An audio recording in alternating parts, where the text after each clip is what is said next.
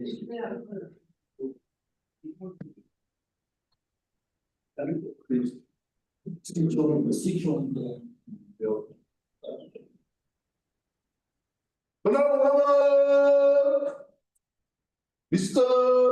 Speaker.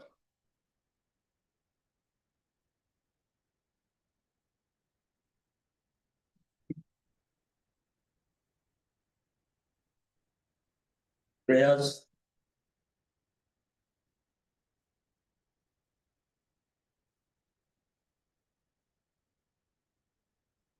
Almighty God, who in your wisdom and goodness has appointed the offices of leaders and parliament for the welfare of society, good of all human lives upon it and the just government of its people, we beseech you to look with your abundant favor upon us, your servants, whom we have entrusted with the performance of such important trust in this community. Let your blessings descend upon us here assembled, and grant that we may treat and consider all matters that shall come under our attention and deliberation in so just and faithful a manner as to promote your honor and glory, and to advance the peace, prosperity, and welfare of this region and of those whose interests you have committed to us. Amen.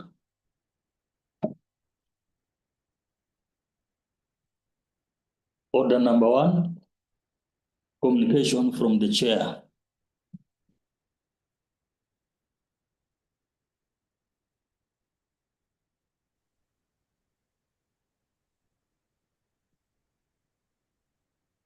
Good afternoon, honorable members.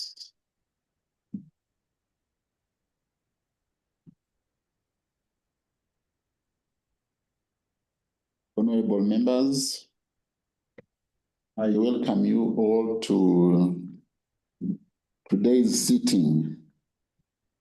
I would like to make 2 very important communications. One, regarding the challenges that this House is experiencing in processing and approving the ESC budget for the financial year 2025-26.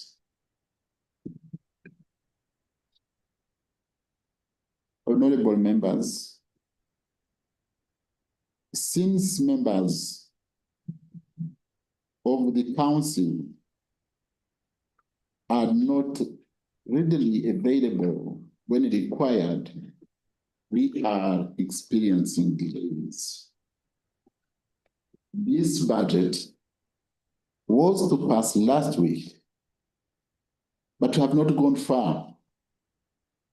Yet the extension and period is fast approaching, and that is Monday, 14th July, 2025. After this date, without approving the budget, it collapses unless a new extension is granted.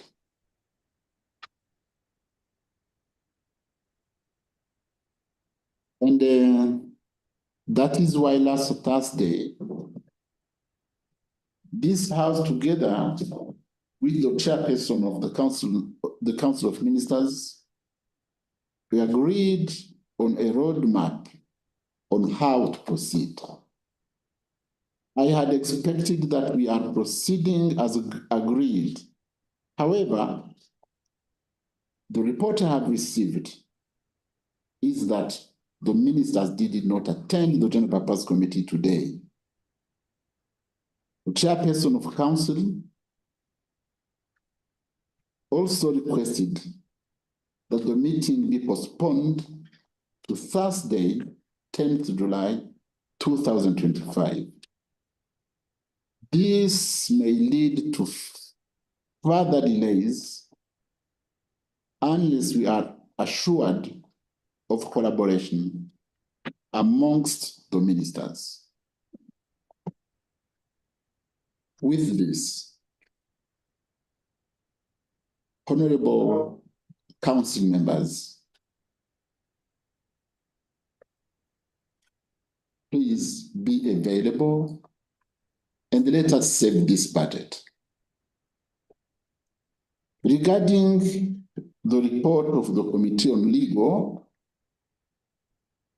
I add again the chapters who had requested further consultations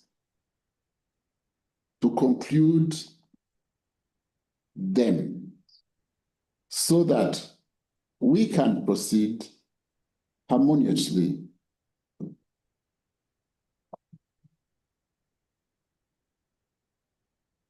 Honorable members, we have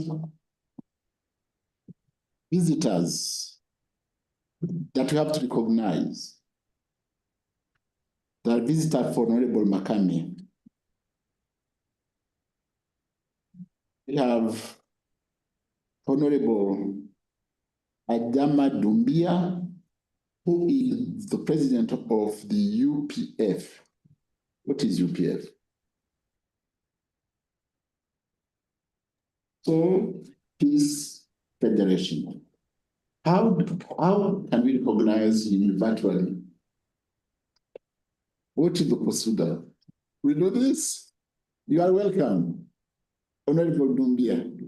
Karibu. We also have Professor Benezer David Mwangombe, who is the Secretary General of the UPF. Let's recognize him also this way. We also have Mrs. Aziz Rashid Musa, Deputy Secretary General of the UPF. You are welcome. Thank you. Thank you.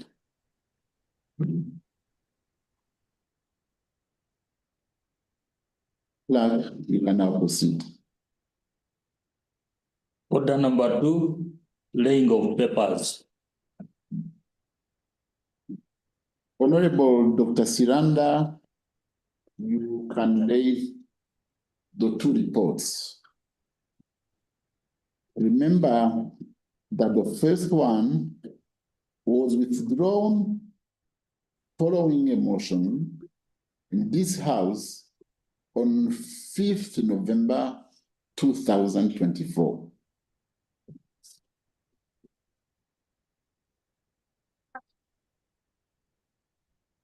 Honorable Siranda, you have the floor. Honorable Speaker, thank you for the opportunity granted to me as the chairman of this committee. Can you manage to, your voices, we can hear you well. You have the floor. Right Honorable Speaker, I take this opportunity on behalf of the committee to lay the report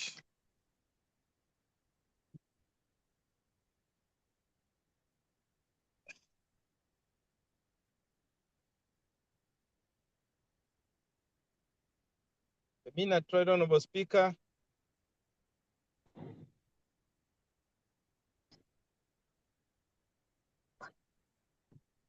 Are you ready? Well, Right Honorable Speaker, I lay on table the report of the Committee on Regional Affairs and Conflict Resolution on the progresses made by the East African community on its common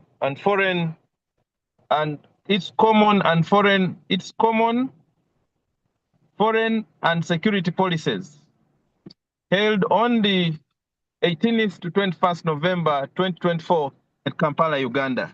I beg to lay, Right Honorable Speaker. Thank you.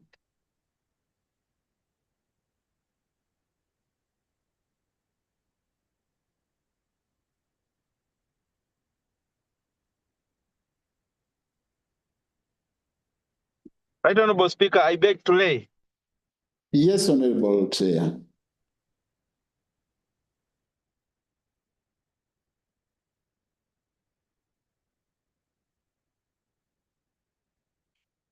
Right Honorable Speaker, I beg to lay the report.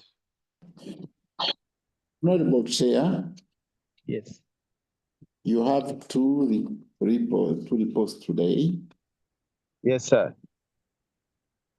The one is on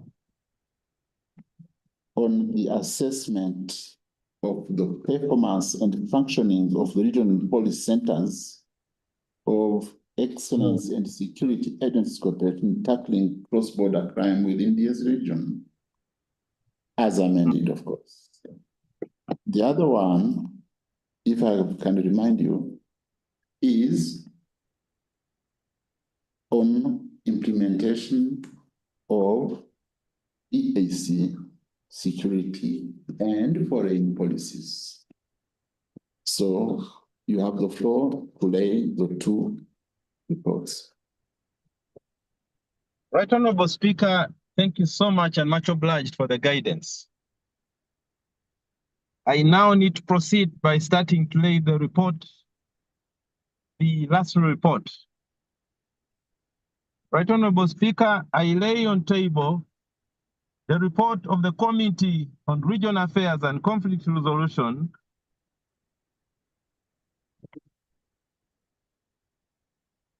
on Regional Affairs and Conflict Resolution on the assessment of the performance and functioning of the regional police centers of excellences and security agencies cooperation in tackling cross-border crime within the East African region.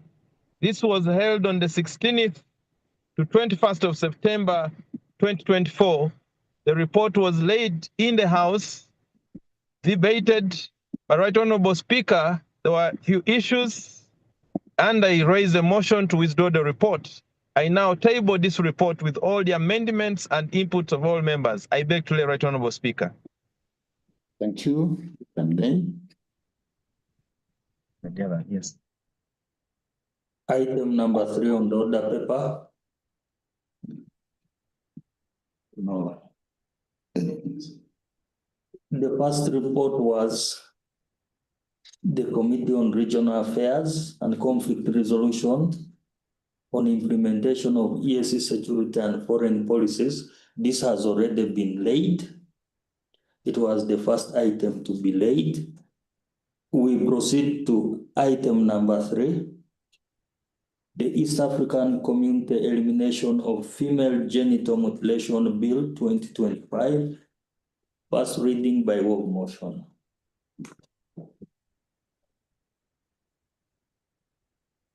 Honorable Jacqueline Amongin can move the motion.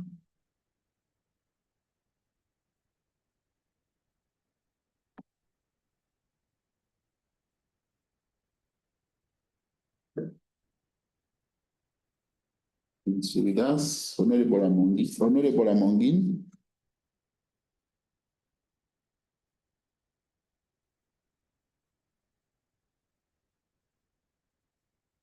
You have the floor.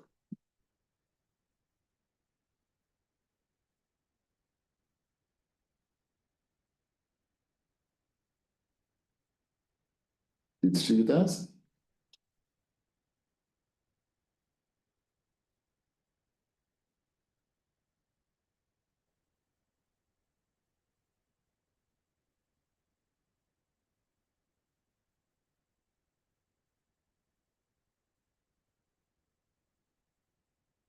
And she's not ready. Can you find her in? She's there. She's there?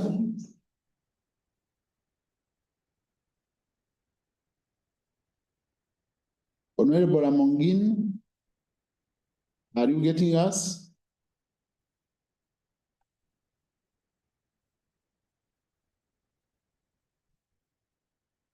Is she connected?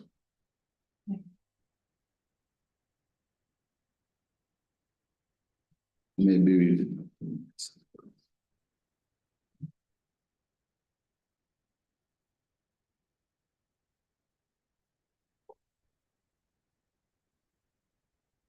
These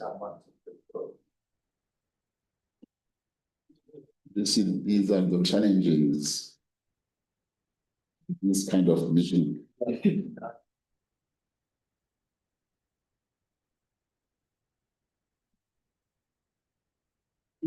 But she's not outside.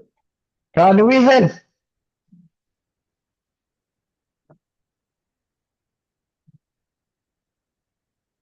We're trying to reach Honorable Amongin. Honorable Speaker, maybe the seconder of the motion can present it on behalf of the substantive mover. The seconder, no. Procedurally, the mover. I think the movers are two. Falhada is one of it, of the mover. So we could have Falhada. Yeah. Honorable Falhada, are you there?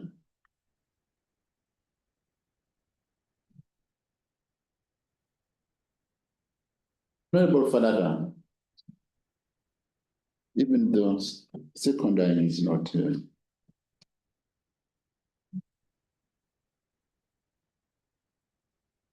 Maybe we know. Maybe we can skip it. Yes, we can skip. We go to the next item. Item number 4 on the order paper. Report of the Committee on Accounts on the audited accounts for the financial year ending 30th June 2022. Business interrupted on 5th November. Business interrupted on 7th July 2025.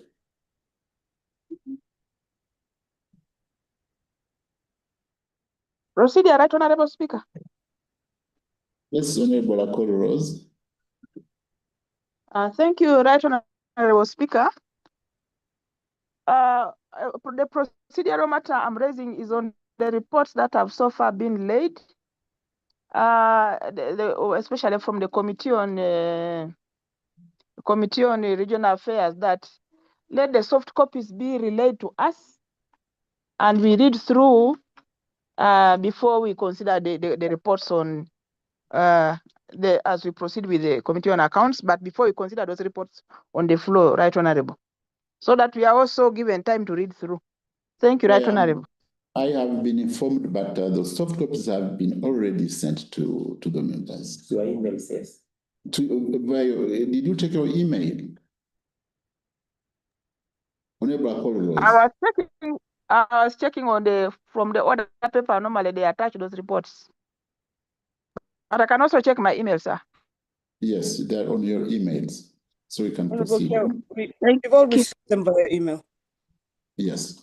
So, honorable members, yesterday we had concluded the debate on the account committee report, and I called the chairperson of the Council of Ministers to reply to the debate. Because she was not in, we adjourned to today. I now call the chairperson of the council or any minister designated by the chairperson to reply. Chair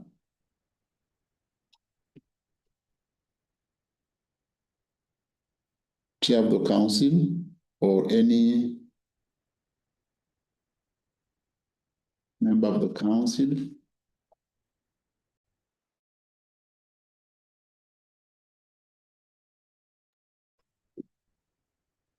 CTC, Honorable CTC, what are the arrangements? Because you are with us.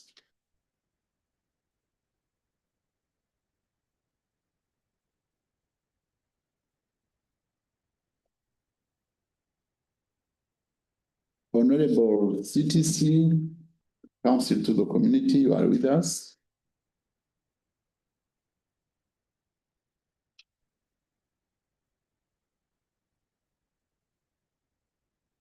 Is he connected?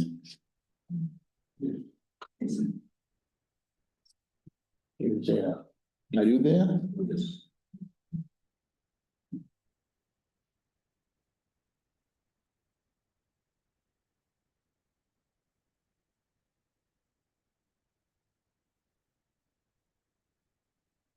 Honorable CTC, how did you arrange this business? A procedural matter, Right Honorable Speaker. Yes, Honorable. Yes, this is Mukulia. Right Honorable Speaker, I'm bringing this procedural matter on issues to do with the guidance due given to the Chair Council and Council members. This morning, when the GPC was supposed to meet the Council was not even aware of what they're supposed to do. Meaning the Secretariat has not been helping the Council in doing their mandate. So I am bringing a procedural matter that instead of the CTC connecting online, or instead of the Secretariat connecting online, that this CTC and whoever is responsible be instructed to be together with any of the Council members where the person is. This is to allow us have indeed an interaction with the Council, and Council is briefed. Will it not be procedure, right Honorable Speaker, that this assembly resolve to making sure that the CTC or whoever is responsible is in attendance with the Council chair? Just like you are here with your clerks, we expect the CTC also to be with the Council, so that we do not continue to have such kind of non-guidance to the Council members. I mean, this plenary is watched worldwide through links. So what kind of information are we sending? I submit. Thank you. You are right. But the CTC, you are with us. Why are you refusing to interact with us, the House? We can see you. So, Speaker, would you like me to talk as the Secretary General of the community? Because you keep calling the CTC when I'm in the meetings. So that's why I don't offer to talk. So would you like me to clarify? Would you like to give me the floor? Yes, you have the floor.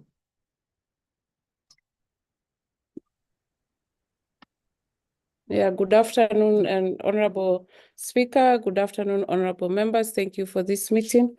I wish to confirm that earlier on when the meeting began, I could see also the Chair of Council, and I could also see the Honorable Minister from Uganda. And I don't know, we are trying to establish whether they've lost connectivity or they're still there. Then also regarding their preparation, I wish to confirm that we have shared all the reports. As of this afternoon, we have also shared the debate, the responses that were raised yesterday regarding the Eala debate on the report of the audited accounts that is being discussed this afternoon. So all the responses are available. We have prepared the ministers, we've shared the link, we've reached out, we've shared on WhatsApp, on the various platforms, and we continue to reach out to them. But perhaps, Honorable Speaker, we also appreciate your remarks that sometimes the virtual meetings and the timings, perhaps that's what's getting on the way. But just allow the team here to try and reach out. We've also engaged the team in terms of preparation. When the chair is here, she's gotten all the support. But even today, we personally, myself with the CTC, had a long discussion with the technical team, and also have engaged with the Chair of Council to just ensure that she's adequately prepared.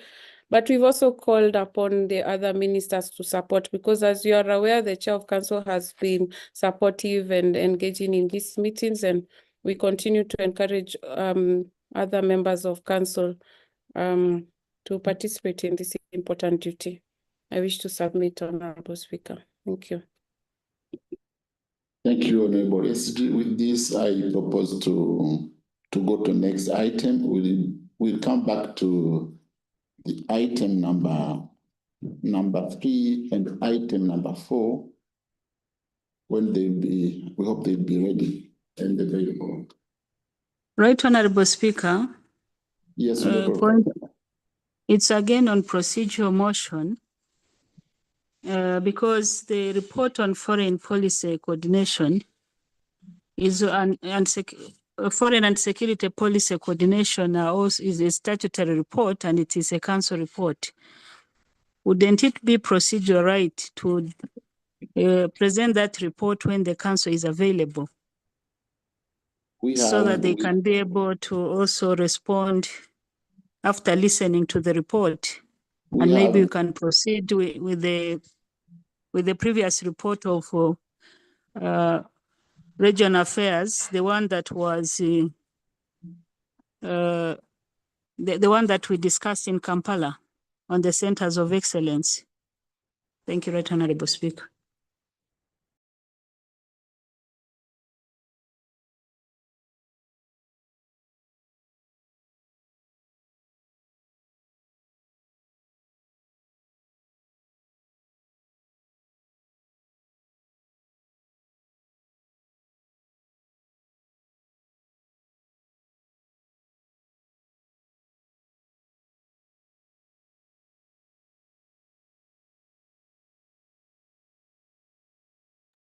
I'm sorry, were you following me, Honorable Ndangiza? Right Honorable Speaker, there is silence. I don't know whether you followed me or it's me. I can see you, but I can't hear any voice. I was muted. I was responding that we have Honorable Minister from Uganda, Honorable Minister from Burundi, and the Honorable Minister from Tanzania with us. Yeah, we are constituted now. Thank you. Yes, you can proceed. Chair Council, the Chair Council is present. Is the Chair Council now available? Yes. Maybe she's not ready. Honorable Chair, are you ready? Or can we come back to you later? Honorable Chair, if you're ready, you have the floor. Chair now. Mr. Speaker, which chair? I'm ready to understand. There was in charge of committee also called chairs. I'm also called council chair. I don't know which chair you talking about. Council, chair for the Council of Ministers. Yes, at least that one is directed to me. I am here. I have to remind you that we were on item number 4, which is the report of the committee on the account, on the auditing account for the financial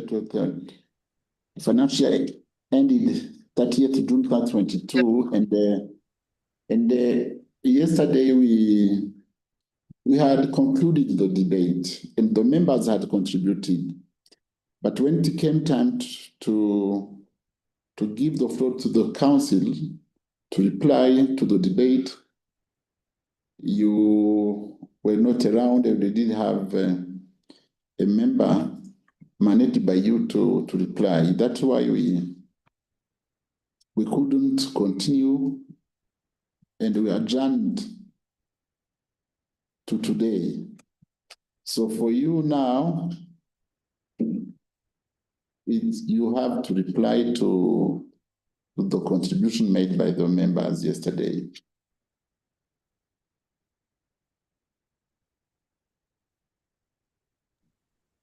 You have the floor. Mr. Speaker, can you hear me, Mr. Speaker? Yes, you can. Yes, I hear you very well. Just like I said in the morning, that prompted the postponement of the meeting. I have gotten these things now. I have not gotten to understand every content that is captured by me to read.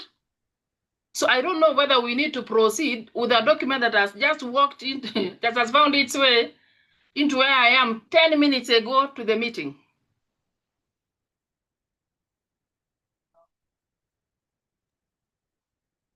As you are not ready, let's go to the next item.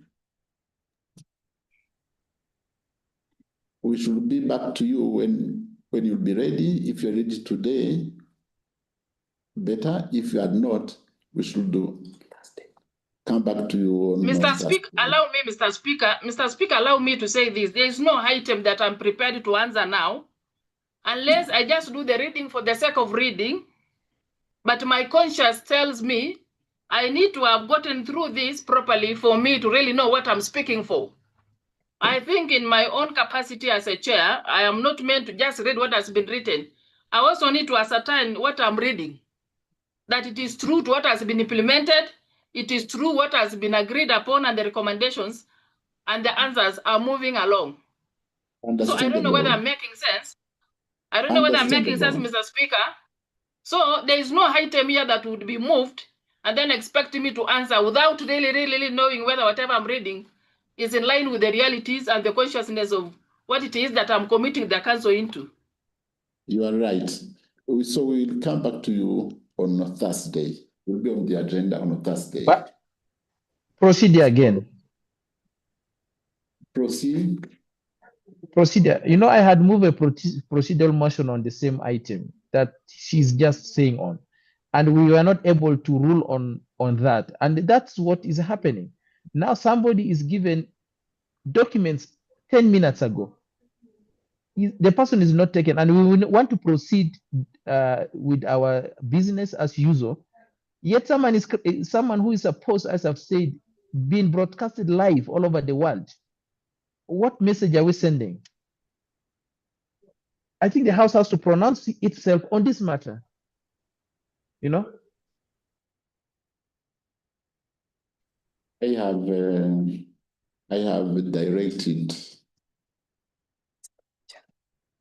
Since the beginning, I said that we were concerned by the way we're delaying this budget plenary, and considering what I have heard from the chair of the council, I understand that the secretariat, the CTC, you have to collaborate fully with the chair of the council so that she can be ready and she can feel comfortable with maybe what you have sent to her for reading. That is why I will have to put the agenda of today on a Thursday so that she can be ready. And even if possible, and it should be the technical officers that we have, that you have, they could even travel to the place where the chair of the council is and offer the support. Because they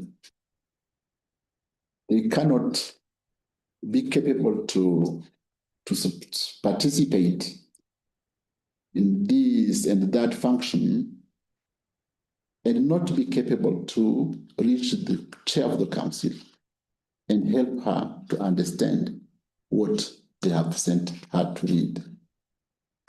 So for Thursday, Honorable Chair, we hope that you'll be ready. And then the Secretariat make sure that the chair of the council is comfortable and ready for Thursday. This is what I can advise the House. Honorable Speaker. Yes. Honorable Speaker, I much obliged and thank you for your guidance. I think on addition to the supportive technical staff, Right Honorable Speaker, my advice would be that all these reports that require responses, I also shared at least by today, so that by the time the technical people are there, and then when she comes, together with all the council members, they have responses. Even on the report on mine, it will require responses because it's a report that came from council. I presume that we send our own report alongside their report. Maybe they have, because it was laid by her in the House. So I presume that she has already gone through that one. And then when we send our report, it can be matched with what was laid, Right Honorable Speaker. And then maybe we'll be doing justice and not just rubber stamping. I beg to submit, Right Honorable Speaker. For this, Right Honorable Speaker. Honorable Coloros. Thank you, Right Honorable Speaker, for your guidance over this matter of miscommunication, and definitely now our failure to come together with council to handle matters of issues on the order paper. Right Honorable Speaker, I think we need all to be proactive, including council itself.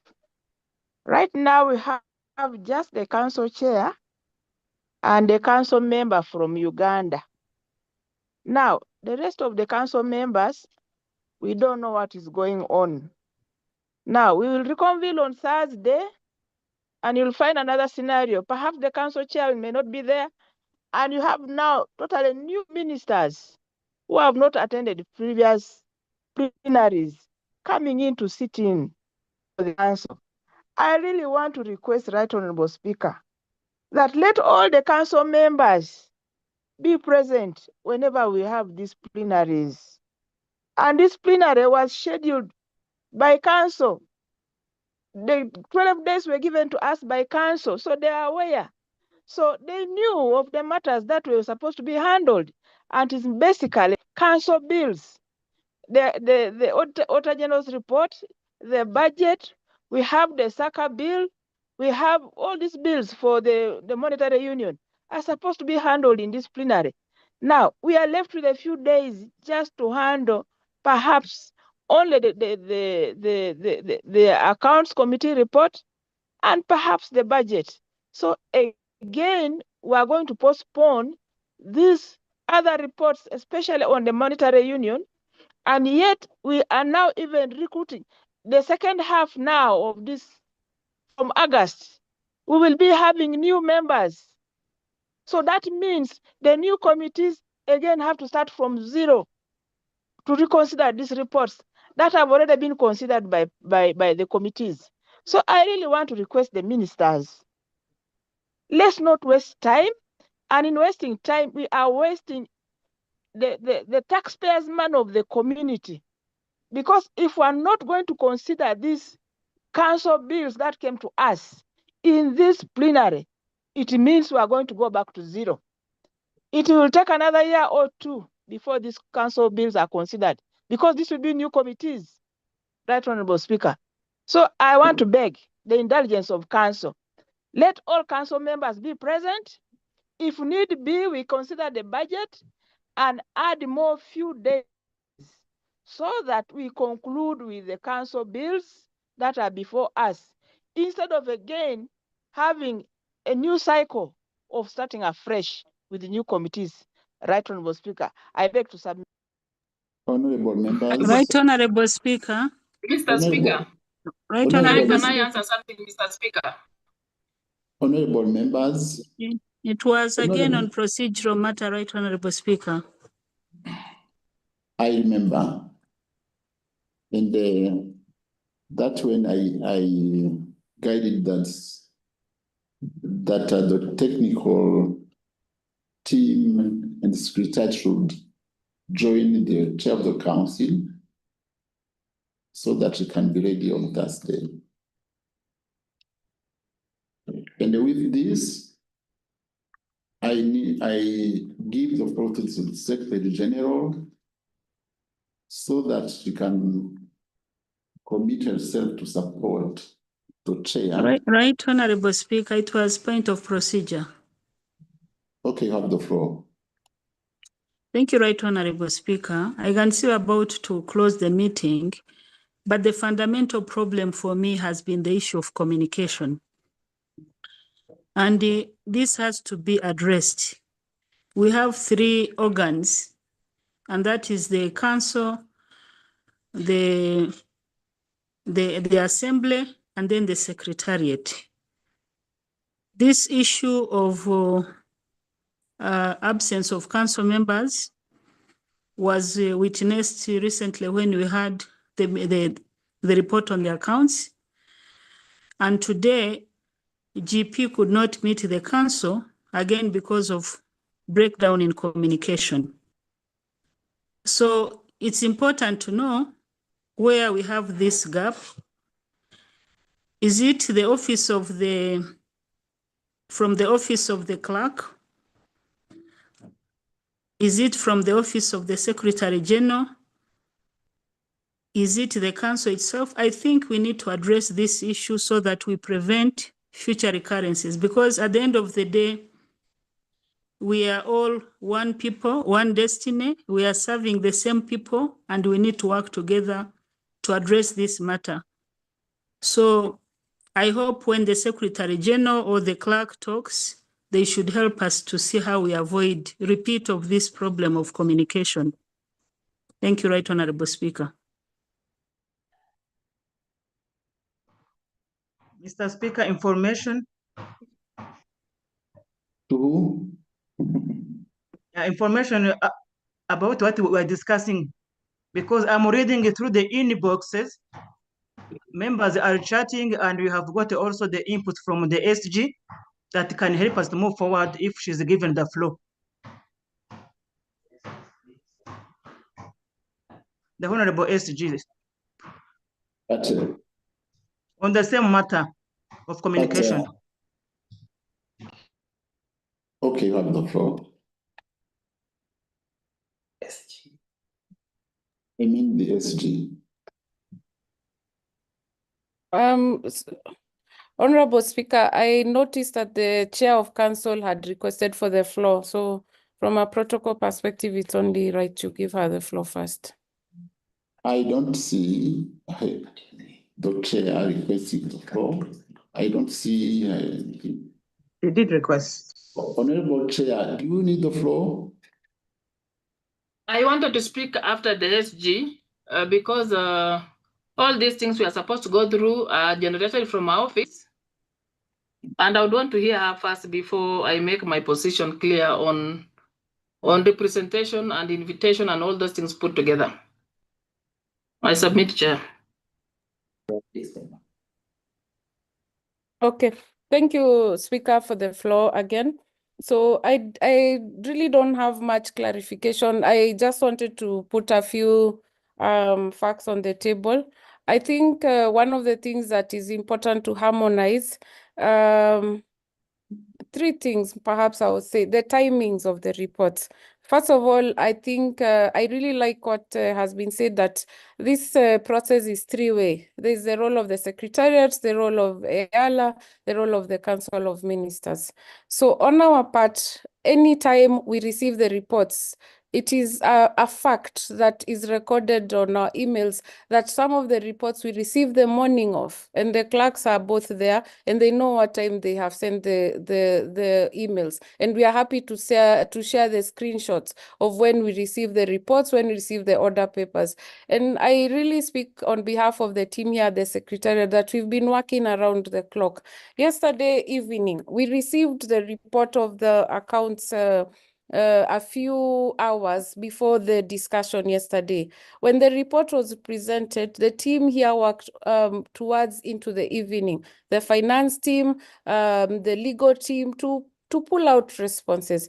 Are those responses from the Secretariat? No, we just collect information. We collect those information from previous council reports on all the issues that have been raised, and that is what we submit to the council to say these are the responses that have been requested, because all this is submitted very late. So the team worked overnight, and I wish to clarify, it's important for record purposes. You know, there is a tendency, I guess the Secretariat is what is being referred to those people, because I keep hearing the reference of CTC and those other people. I'm assuming that the Secretary General is those other people. I wish to confirm that anytime I get the information, I wish to relay. But I also want to set a record straight. The clerk, last week, the chair of council was invited to Eala. We were not copied in that communication. It is a fact. We came later because we were informed, I was informed, the chair of council is in her office, and we were all in shock. The CTC was in shock, everybody was in shock.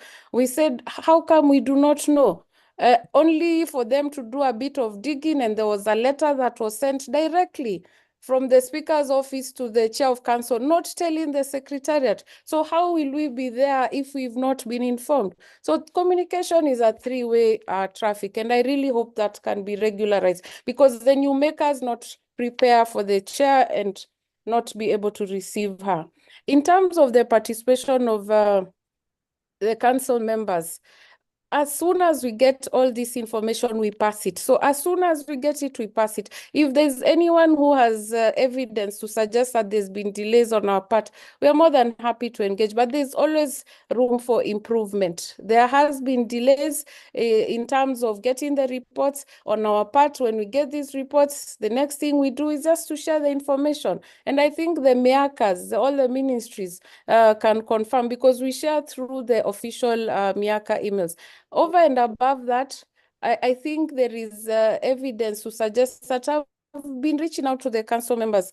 I wish to draw your attention to a couple of things, that both Uganda and Tanzania are also preparing for their elections. So sometimes that has led to a disruption of participation, but also the fact that the challenges of virtual participation. Our ministers also have bosses they report to, so they are not 100% in charge of their diaries. So when we expect them to be there, sometimes it's just not possible. But I think there's been a suggestion from the previous plenary that we finished, where council was reminded of perhaps coming up with a rota where 2 council members would be on duty for a certain period over the, for instance, a 14-day plenary period. So we'll continue to find middle ground. But I think the spirit of integration and regional integration is that we all, rather than find fault, let us just see how best we can move this together. And as Secretariat, we are more than happy to support where as needed. We've heard that perhaps there is need for Secretariat to be with the chair of council. We are always happy to support her. Our technical teams are always in touch. And I personally today spoke at length with the senior most technical person at the ministry, the secretary for integration, just to brief her on some of the issues. And therefore, we work as a team with the ministries of MIACA. But we take due guidance on the matters that are raised. An AOB that was raised there, I see concerns about the council to the community. Yes, there's been separations coming up, but yes, the CTC has not yet retired. His official retirement date is August 15th. And I wish to thank the Speaker and his team for celebrating him on all our behalves the other day. I submit. Thank you, Honorable SG. Now I give the floor to the Chair of the Council of Ministers as requested. Thank you, Speaker. Allow me to say this, that some of us in the community are almost 6 months old. And fortunately, Kenya took up the chair. And sometimes we are meant to be like ready to read anything and to have anything answered by the chair. I have such a thing in me that before I commit on any figure, I need prior knowledge on existence of that thing, a confirmation from the team that is preparing the report. I know there are cases where people say there's a procedure of reading what is supposed to be. Just excuse me in this matter and allow me sometimes to seek further information on this so that when I read as it is prepared, I am also sure and up to date that the information I'm reading is also true to the fact that it has been implemented. For the rest of us, it is not really about partner, it's about the coexistence of each one of us, respecting every space and being truthful to the roles that we've been given, so that we act on behalf of our partner states truly to the expectation. And then secondly, on the invitation of a Council of Ministers, not only on the Council, we are also speaking on sectoral committees. I remember like 3 or so weeks ago, we had to call off a meeting because we found that within the sequence of representation, we had the PSS sitting in the coordinating level, but again, they went ahead sitting in as ministers. So we were like, every level here has the level of representation that is supposed to sit in there and make that decision. So the reluctancy of people not taking up the roles is what debates, I mean, the logic of being a role taker in terms of what we agreed and took. Ministers would only come when invited. But again, the challenge I've had personally at my level now, a challenge where invitation could be with some ministers even call and say they have not received, because I want a situation where if I am speaking for the council, all ministers should be here. So that now we are agreeing to what we are saying, because finally it will reach to them to be cascaded to the level of the summit. So I want a concurrence and allow me to operate in this time that I am the chair that way, that when I'm called, it's not only me, the chair, reading what has been prepared. I also want the ministers that have been on board to agree with some of these quoting that we are put here, like in 2022, I wasn't on board, and a particular resolution may have been passed, and I would want a concurrence of the ministers who are there to agree that that was it. So for me, it is not just reading for the sake of reading.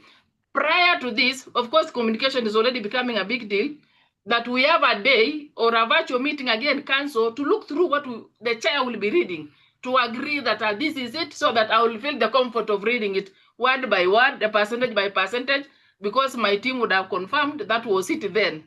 Because I don't want just to read for the sake of reading. And I put that forward. I don't read for the sake of reading. I also want to agree with what I'm reading, that the other ministers are in concurrence, because some have been on board for quite longer than me. So I need their concurrence in whatever I'm reading. I submit the chair. Thank you, Honorable Chair, honorable members. I think that all of these issues are here because of challenges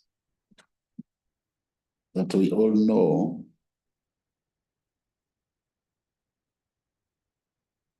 I know that the committee, they have to get their reports ready to be on time. Sometimes it hasn't been the way. Some reports have been dropped to the office of the clerk at the last minute.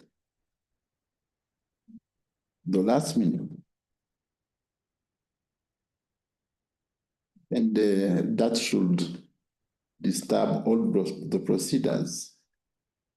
You know that the committee have to conclude the reports on time so that our offices can communicate on time according to the rules.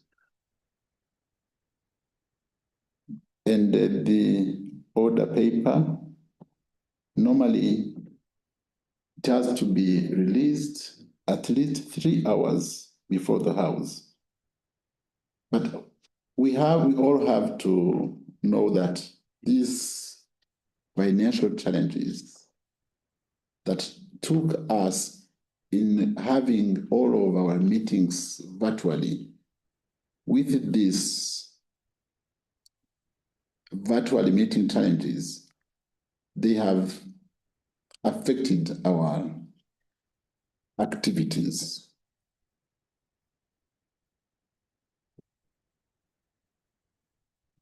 Remember that the budget we have was more than 1,000 pages.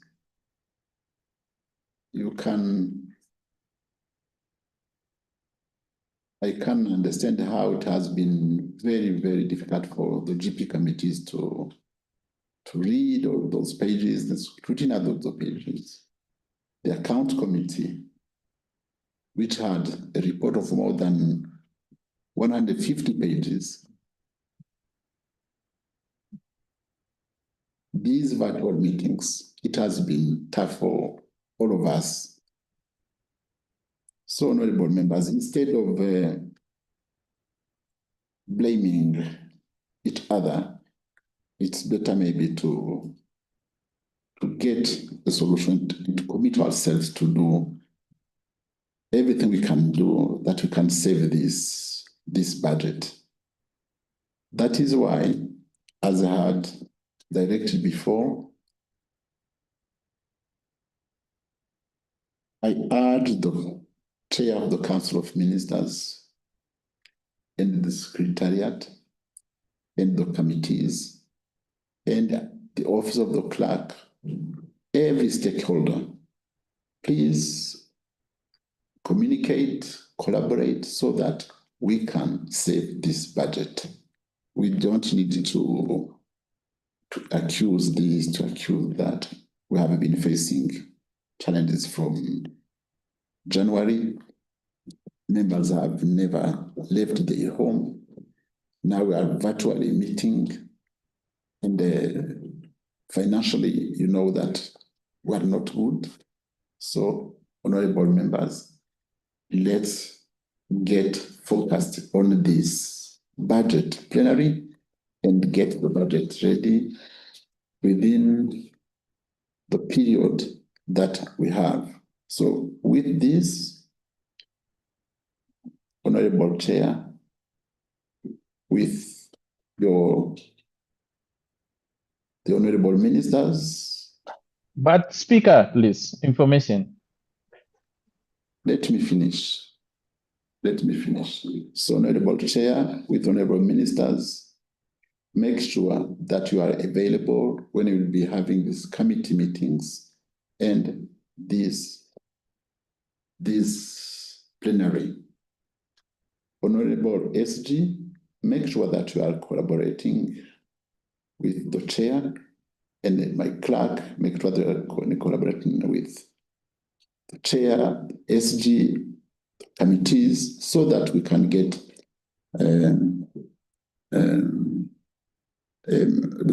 our meetings well prepared and get ready with the budget.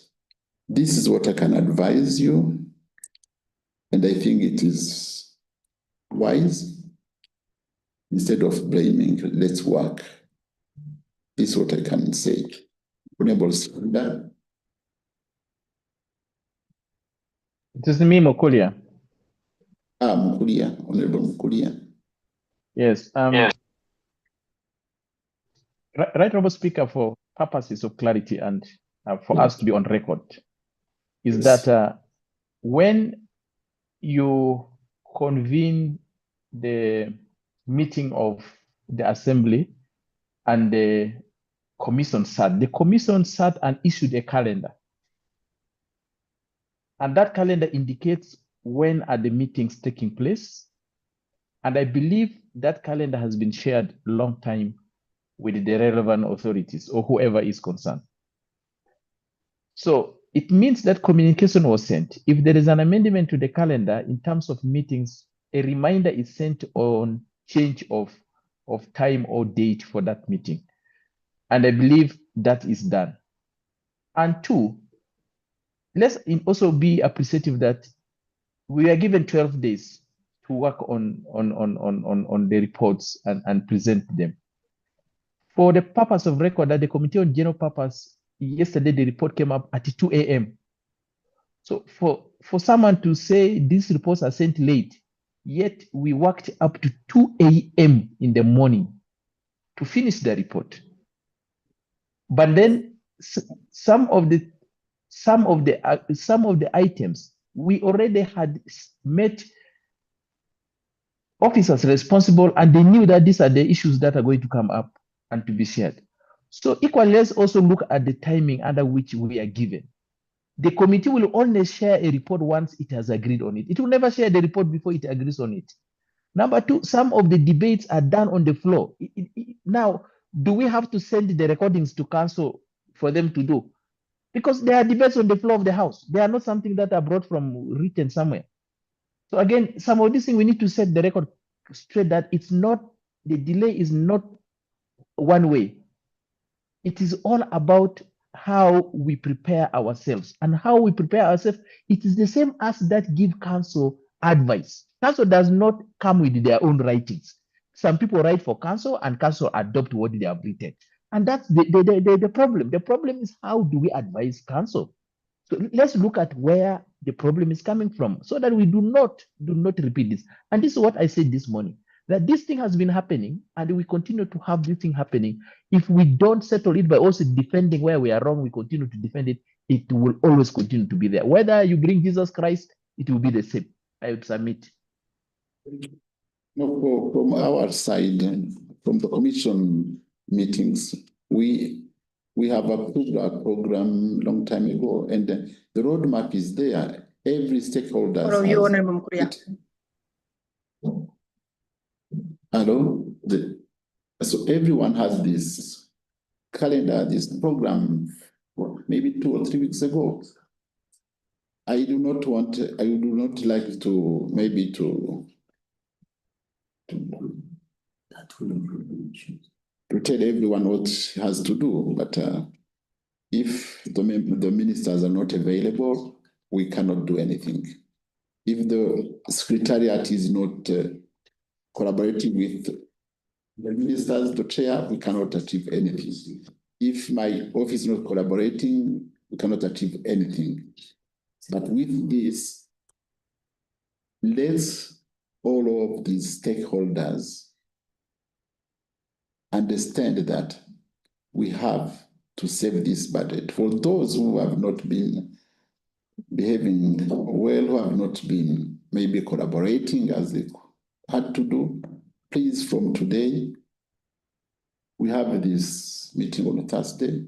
I wish that everything will be okay, and that we will have our budget ready on time. Remember, we extended for 2 weeks, and that the period will get finished with ends on Monday next week. That will be 14th, and we have to have all the businesses achieved before that date. With this, honorable members, allow me to proceed with the agenda we have. Order number 5.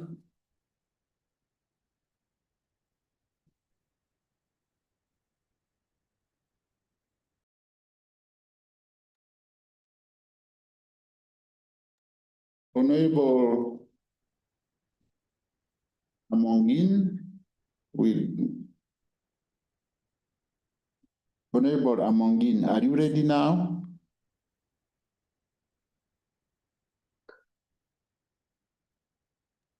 Honorable Speaker, I raised my hand. If you could allow me to suggest something, if it is in order, I would be happy to do so as a way forward on what Honorable Kennedy, my namesake, had submitted.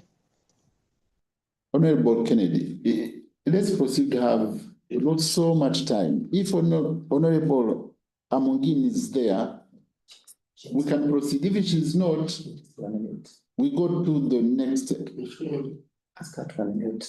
Huh? She needs to unmute. She's muted. She's muted. Hello? Yes, Honorable. Sorry, I didn't hear you, so I got a bit distracted. Someone walked into the office, sorry.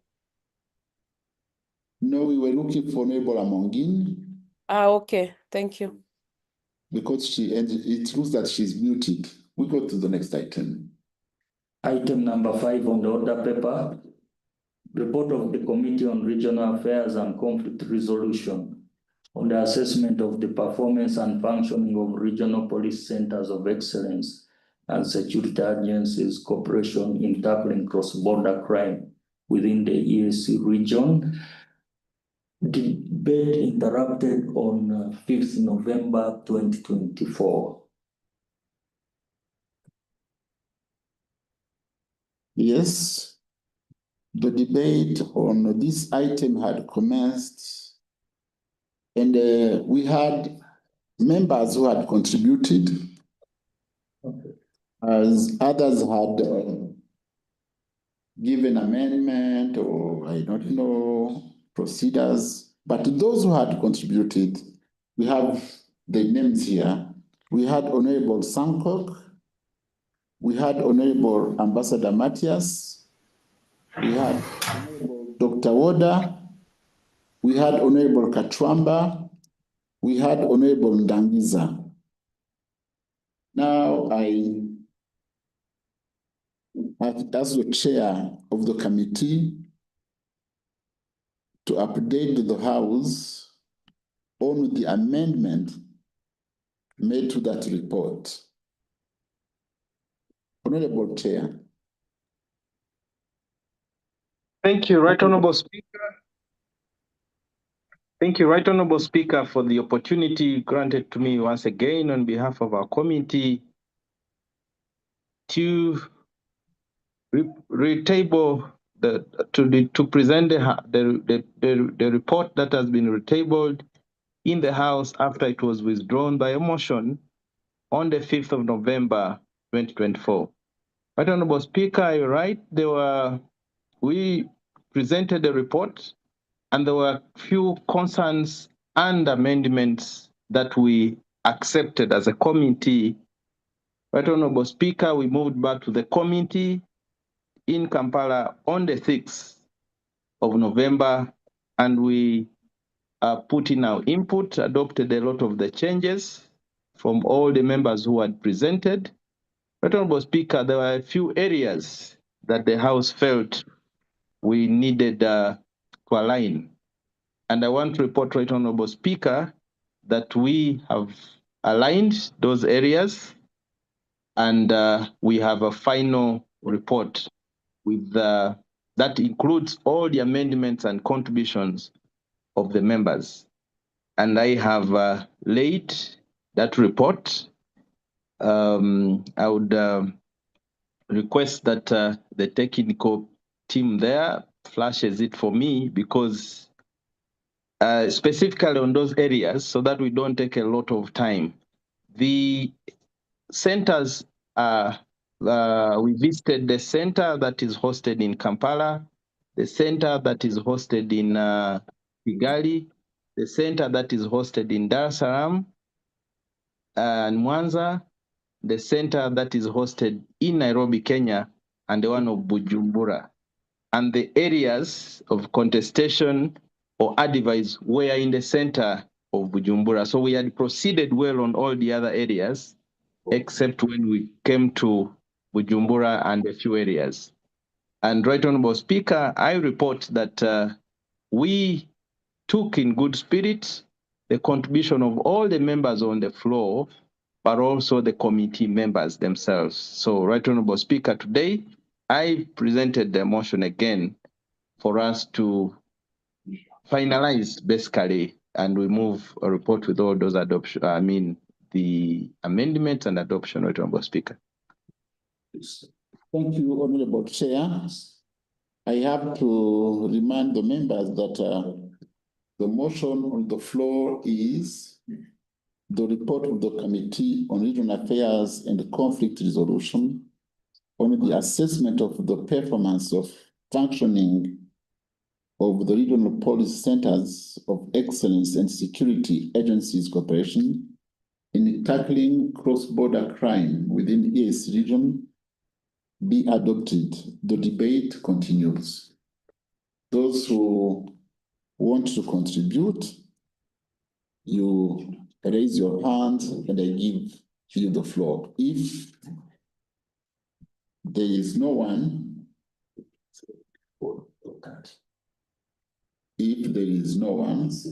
I will give the floor to the council or a member to make remarks.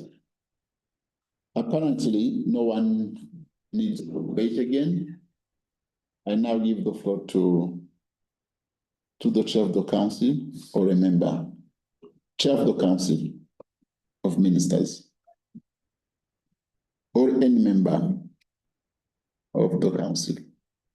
Because we have... And Mr. Speaker, I see some of the council members are in. I see Honorable Rebecca there. If she has something to say, welcome the council to speak, those ones that are in. Thank you. Honorable Minister from Uganda, you have the floor.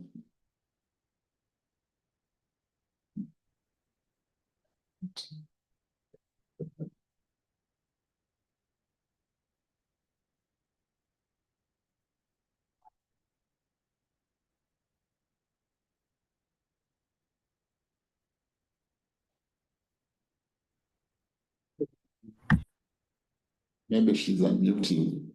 Honorable Minister from Uganda. Yes, good afternoon. Good afternoon, Honorable Minister. Are you Mr. Speaker? I'm aware. The chair has given the floor to contribute on this report of regional affairs. Yes. No, I think for now, nothing to contribute. Thank you. Thank you, Honorable Ministers. Now I give the floor to the chair of the Committee on Regional Affairs and the Conflict Resolution to reply.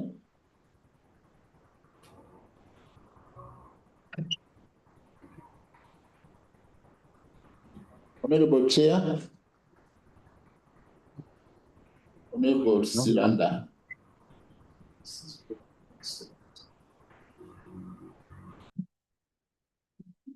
Honorable Silanda, is he connected? Honorable Silanda, you have the floor.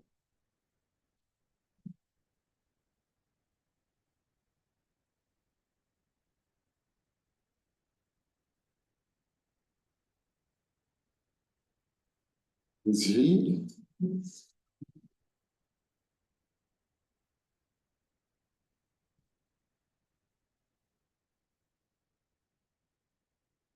Do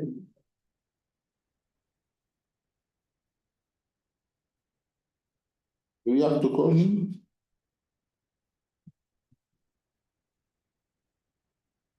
Honorable Chair of the committee.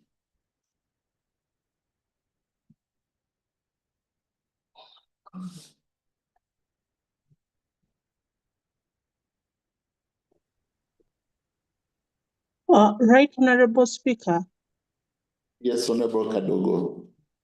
Yes, Right, Honorable Speaker. We request that the committee gives us the reports on our email so that we can ably participate because the copies were not given to us. The copies of the report were not supplied to us. So, Right, Honorable Speaker, I request that...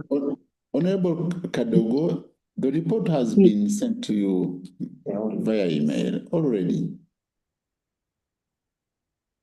You can check.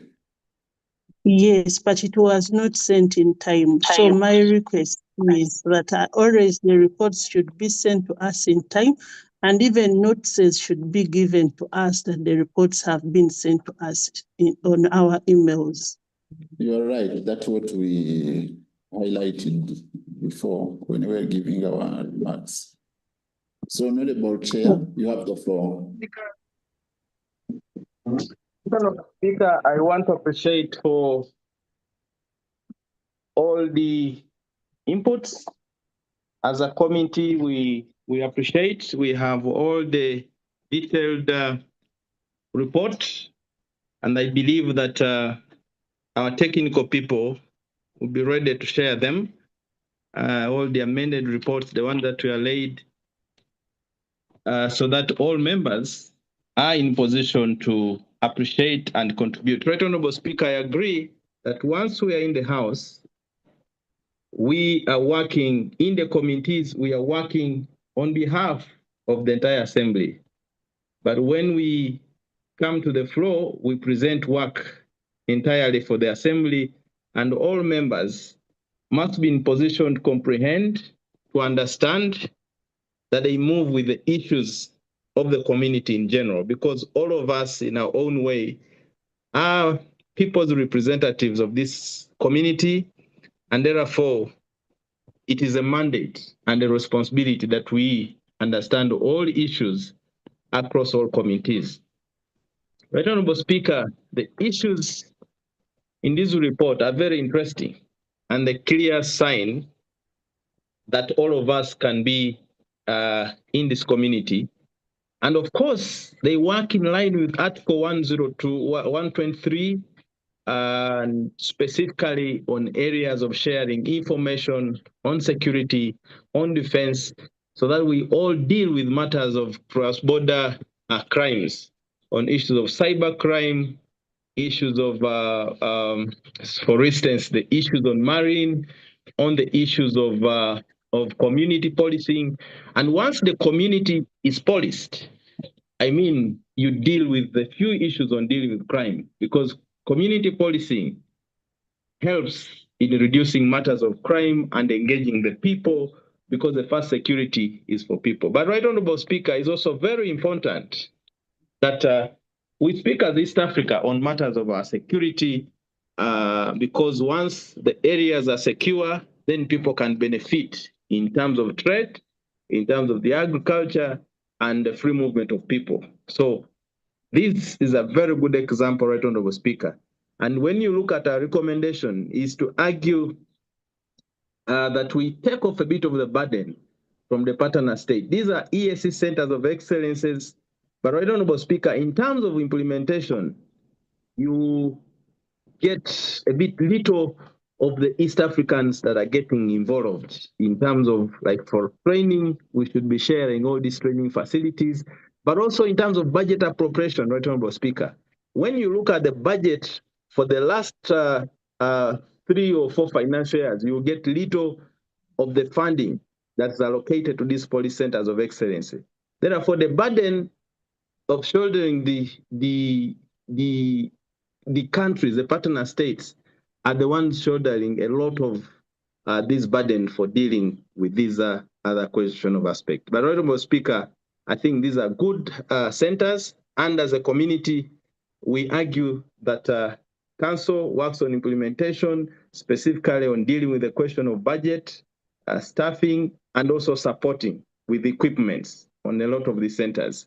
I believe that it can be a good gesture that we can trade within the region. And once they are fully facilitated, then we will appreciate that I can go to Kigali and as a Ugandan, and I will attain the similar training, so that there is similarity of all our partner states in terms of areas of gender-based violence, in terms of the areas of forensics, and in terms of the areas of community policing, the areas of marine, in terms of training of marine, but of course the areas of air forcing within those. So, Right Honorable Speaker, from all that said, I beg to first of all appreciate you, Right Honorable Speaker, and the clerk for availing us as a committee with an opportunity to conduct this study amidst the very tough times. Thank you so much, Right Honorable Speaker, your office, the office of the clerk, and all our technical people. Right Honorable Speaker, I want to appreciate the members of our committee. I responded and replied to all those very good members of our committee that have supported us in doing that work. Right Honorable Speaker, I appreciate the Honorable Goreti Bigirimana. I appreciate the Honorable Kalero Momamo. I appreciate the Honorable Mananimbona Nastas. I appreciate the Honorable Ewanga, Jean Baptiste. I appreciate the Honorable Kalwa Kwete Everesti. I appreciate the Honorable Kaubo Kalwa Gerardine, the Honorable Hassan Omar, the Honorable Kangata Zipora Jisang Kering, the Honorable Shabal Saiman Said Saleh, the Honorable Ambassador Matthias Arewamungu, the Honorable Dr. Nyiramana Aisha, the Honorable Omchiza Francoise, the Honorable Luke Thompson, the Honorable Gideon Gatpan, the Honorable Dr. Ann Ito, the Honorable Machano Ali Machano, the Honorable Miria James Kinyasi, the Honorable Gladness Salema, the Honorable Mujenyi Mary Rutamwewa, the Honorable Jacqueline Amongin, Right Honorable Speaker, the Honorable all those honorable colleagues, and thank you to Madam Ida, Committee Assistant. Thank you, Mr. Manzi, Susan that worked with us, the Mr. Peter Simwe, and all those that supported Dr. Natoli, and all those clerks that supported the committee in doing this work. As you may recall, that the work was done in 5 of partner states. Therefore, we had 5 teams that were doing for Speaker, and I want to appreciate the Chair Council for the input. Thank you, the Honorable Veronica, and thank you, the SG, and all the other members. If I've forgotten a member who did an input, I lost network somehow. I will be, colleagues may collect me so that we appreciate the contribution of all those members. But Honorable Speaker, a lot of these things were also done online. We appreciate the IT team for the continuous support and the media team that they rendered to us throughout this process. Right Honorable Speaker, I beg to submit and report. Thank you, Chair. Thank you, Chair. Now put the question that the report of the Committee on Regional Affairs and Conflict Resolution on the assessment of the performance and functioning of the regional policy centers of excellence and security agencies cooperation in tackling cross-border crime within the EAC region be adopted. Those in favor, raise your hands. Aye. Aye. Aye. Raise your hand, not to say. Aye. Aye. Thank you. Aye. Thank you. Thank you, honorable members. Aye. Those to the contrary. Aye. Thank you. Those to the contrary, you raise your hands. They should lower hands first. Those in favor have it.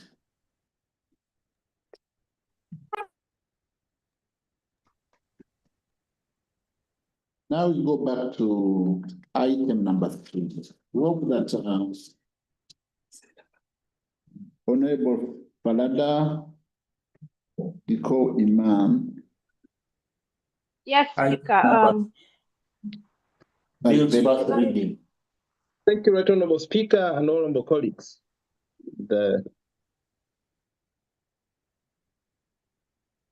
Honorable Falada, you have the floor. Yes, Speaker. Okay, thank you, Speaker. Mr. Speaker, sir, I beg to move that the East Africa Community Elimination of Female Genital Mutilation Bill 2025 be read for the first time. You have seconders? Tiranda. I second. Honorable Kazana, Honorable Matthias, Honorable Sangabatware, Honorable Francois, Honorable Gideon, Honorable Caroline, Honorable Zakol, and others. Thank you. And Siranda. Let's proceed. The East African Community Elimination of Female Genital Mutilation Bill 2025 has been read for the first time. Now I refer the East African Community Elimination of Female Genital Mutilations Bill 2025 to the Committee of general purpose GP. Proceed. Item number 6 on the order paper. Report of the Committee on Regional Affairs and Conflict Resolution on implementation of EAC security and foreign policies. Motion. Chair of the Committee on Regional Affairs and Conflict Resolution to move the motion.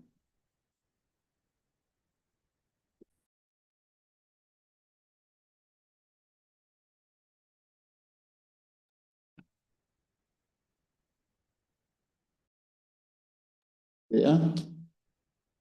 Is he still with us? Thank you so much, Right Honorable Speaker. Thank you. You have the floor. Speak for a minute. Thank you so much, Right Honorable Speaker, for the opportunity granted to me.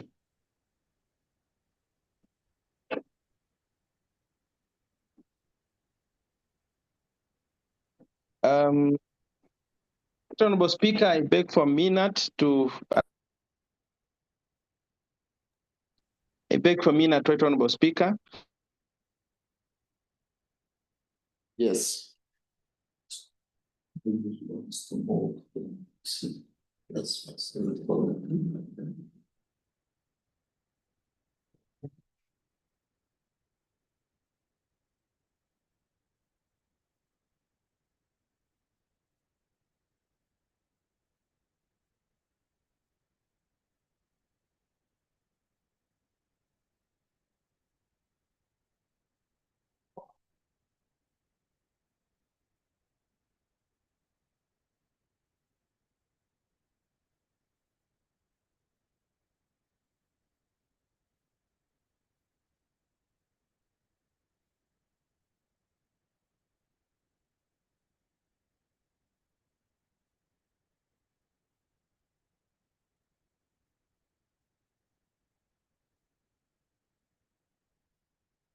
Honorable Chair, are you still with us or?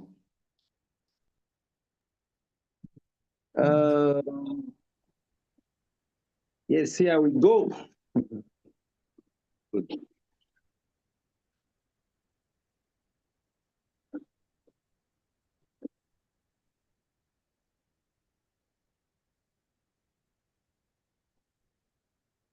Right Honorable Speaker,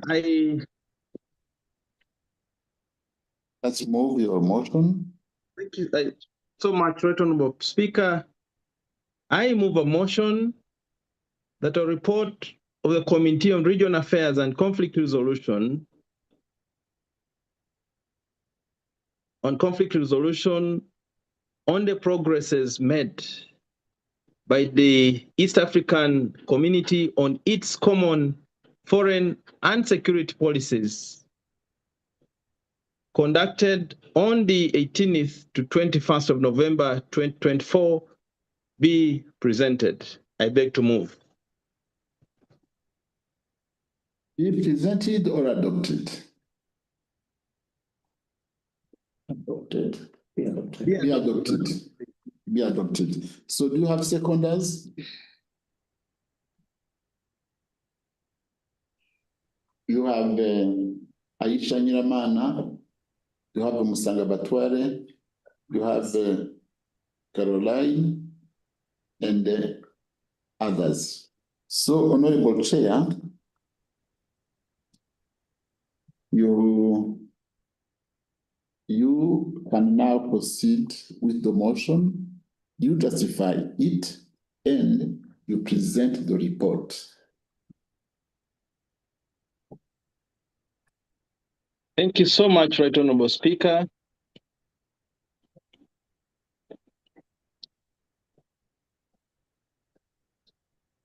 Right Honorable Speaker,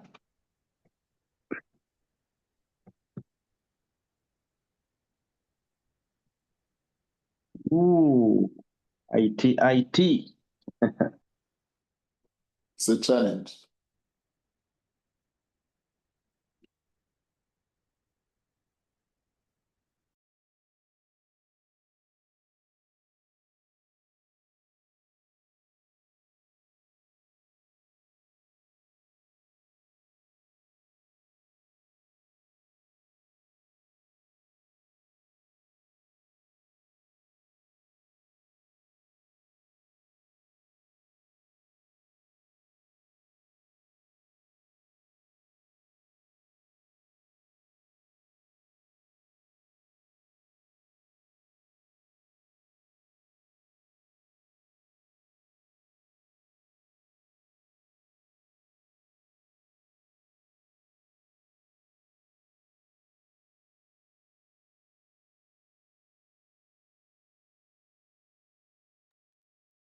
Right, Honorable Speaker, I think I can now proceed. Very appreciative for being patient. Right, Honorable Speaker, I move. Right, Honorable Speaker, I move that I present a report on regional affairs and conflict resolution on the progress made by the East African community on its common and security policies. Right, Honorable Speaker, this report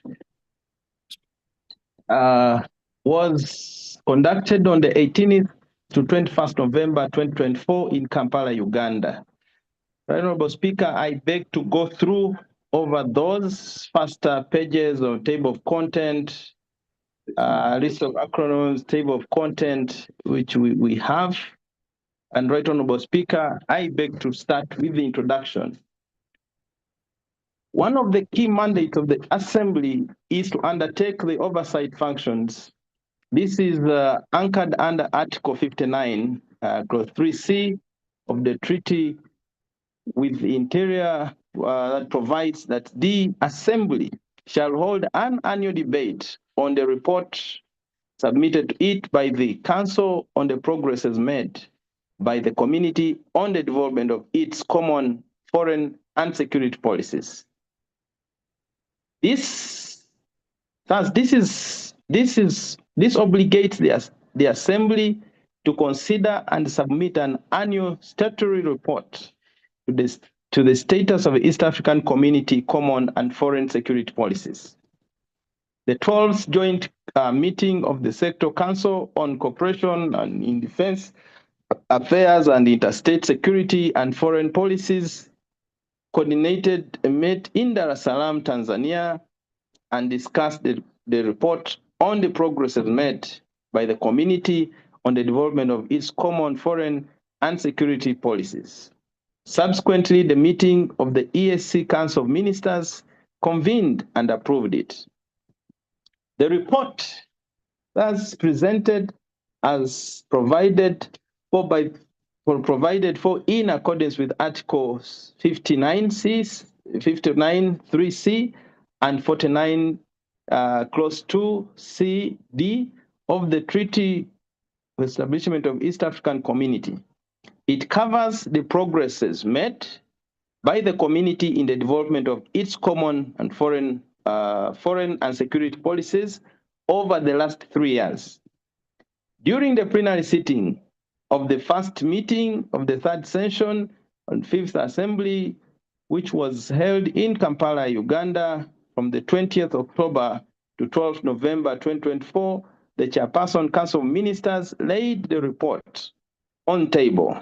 Consequently, the Speaker of the Assembly referred the report to the Committee on Regional Affairs and Conflict Resolution for review and report back to the House in accordance with Rule 81(c) and Annex 5(e) on the Rules of Procedure of the East African Legislative Assembly. The report covers the progresses of the 3 years, namely 2021, 2022, and 2023. The background, Right Honorable Speaker. The mission and vision of the East African Community is to widen, deepen economic, political, and social and cultural integration in improving the quality of the lives of the people of East Africa through increased competitiveness, value-added production, trade, and investment. The regional integration accelerates the political, social, and economic development, ensuring the durable peace and stability in the East African region as an ingredient for the successful integration process.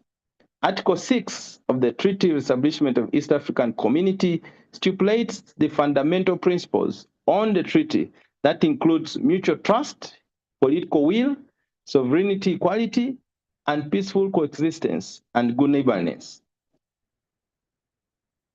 Thus, this further amplified in the vision of the East African Community, which envisages prosperous, competitive, secure, stable, and political unity of East Africa. It is worth noting that when the political and security environment is conducive, it will spur and consolidate the gains achieved in the integration journey, as well as lay a firm foundation for the next stages of integration, notably the monetary union, the political federation. The peace and security policies of the EAC are anchored under Article 123, Clause 1, 124, and 125. Right Honorable Speaker, I move to the objectives. And the objectives were to undertake the scrutiny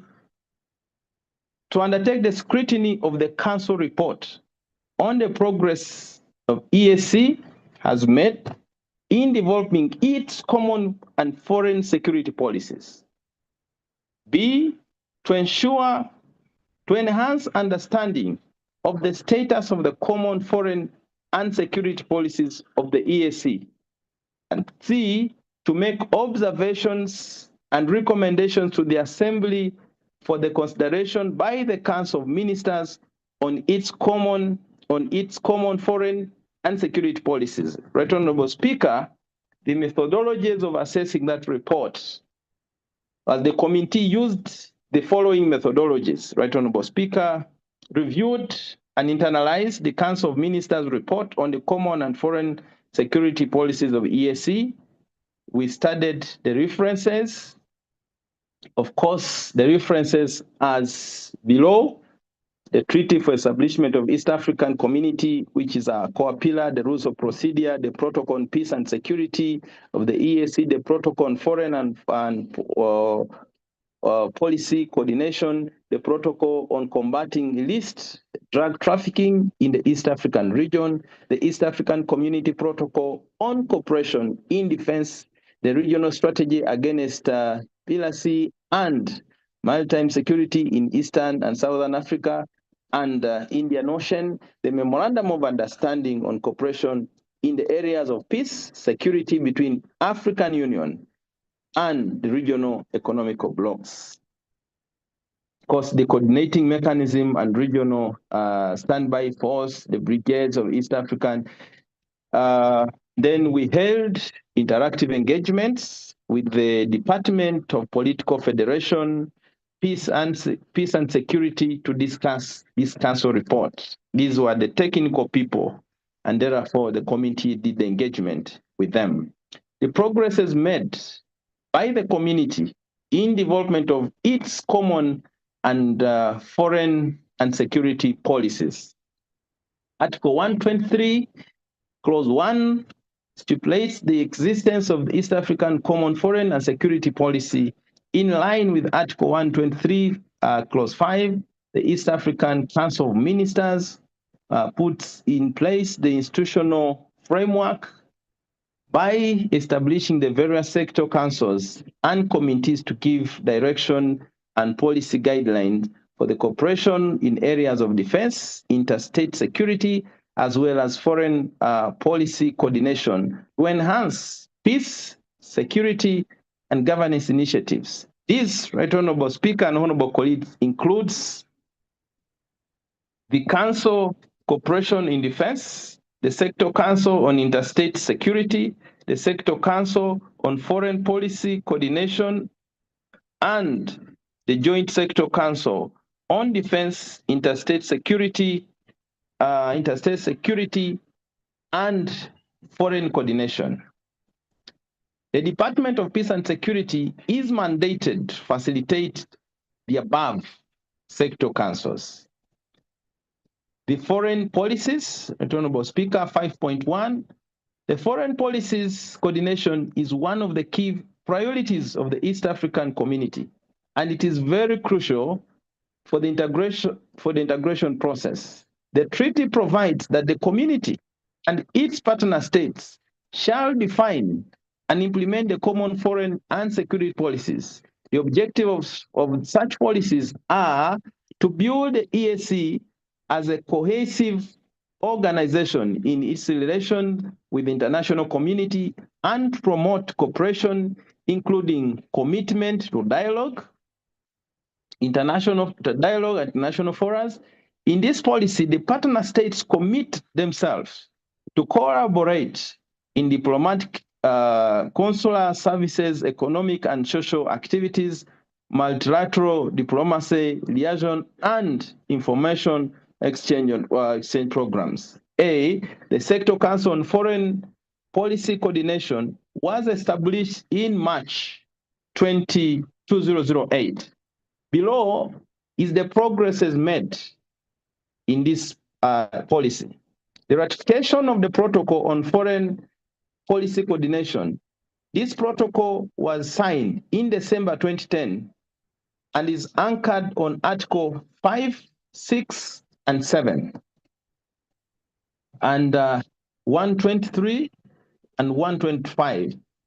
The Treaty for Establishment of East African Community and the Treaty for Establishment of East African Community. It obligates the partner states to cooperate and coordinate in matters of foreign policy and ensure that they pursue common foreign objectives aimed at enhancing the gains of integration. Progress made by the community on the development of the Protocol on Foreign Policy Coordination. During the committee deliberation with MS Suma Machusa, the principal, Muchasi, the principal international affairs officer in the Department of International Affairs at EAC, she informed the committee that the protocol is yet to come into force as it awaits the United Republic of Tanzania to ratify it. She further informed the committee that URT has expressed reservations towards the ratification of the protocol, and it insists that the consultative processes on the protocol is still ongoing. So there is consultation still ongoing. The committee observation in that area is that it has taken 15 years to date since the negotiation of the Foreign Policy Coordination Protocol were included. However, this protocol is yet to be fully ratified by URT. The committee directed the principal international affairs officer to provide proof that EAC has been following and pursuing this matter with the Ministry of Foreign Affairs. However, despite this directive, the department did not provide the committee with adequate explanation and proof of follow-up on the efforts that has been undertaken to engage the United Republic of Tanzania in expediting the conclusion of this policy. And the report thus does not provide a comprehensive information on the progress the EAC has registered in foreign policy coordination. The committee recommendation in that aspect, the committee argued the United Republic of Tanzania to expedite the ratification of the Protocol on Foreign Policy Coordination, argued the Secretary General to provide an update to the Assembly on the progress made in the implementation of the objective of the Protocol of Foreign Policy Coordination, to provide the funding to the Committee on Regional Affairs and Conflict Resolution to undertake the follow-up oversight activity or assessment in the Parliament of the United Republic of Tanzania.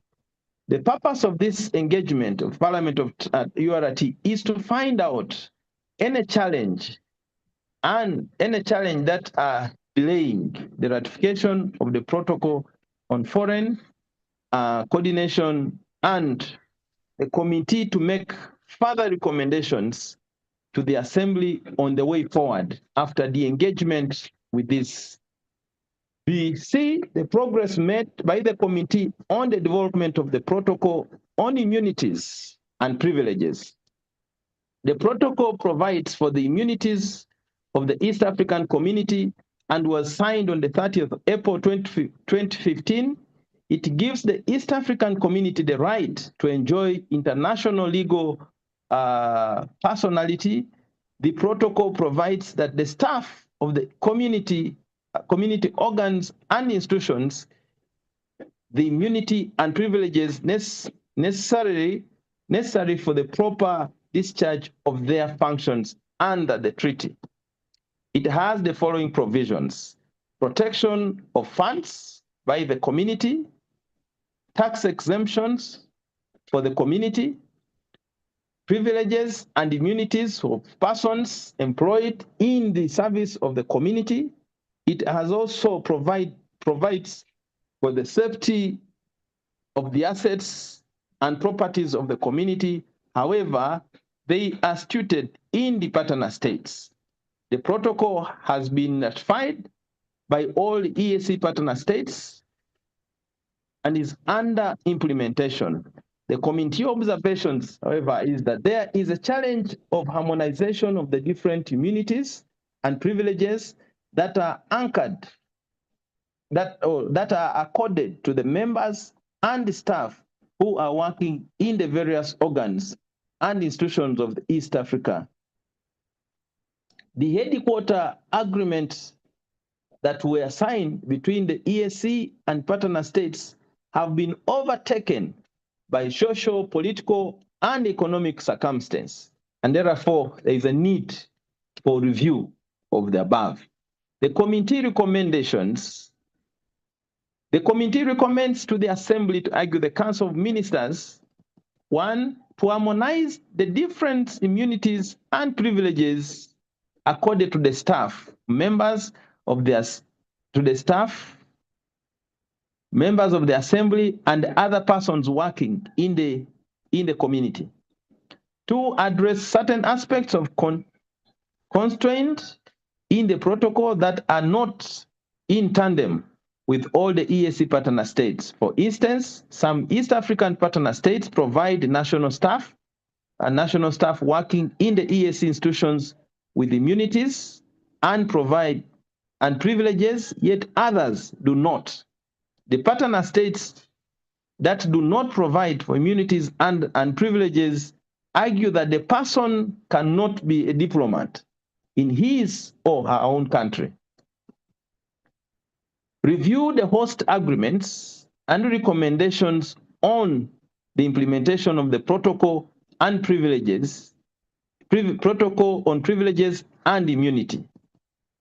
Direct the EAC Secretariat to provide regular updates to the Assembly on the progress made to the implementation of the protocol on immunities and privileges, and ensure that the host agreements are binding for all the EAC partner states. Develop a mechanism to engage the countries that are not responding to the already ratified protocol of the community. 5 is the defense policies, the protocol on cooperation in defense affairs and implementation on the mutual defense pact. In accordance with the provision of Article 125, the treaty, a memorandum of understanding MOU to guide the cooperation defense signed on November. Honorable Chair. Yes, sorry, Right Honorable. As I see, the report we have is quite long, 33 pages.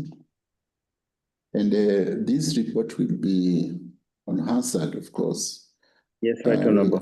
I'm requesting that if, in your wisdom, you can find a way to summarize this report, maybe highlighting the information that you think that we have to Right Honorable, let me try to do so.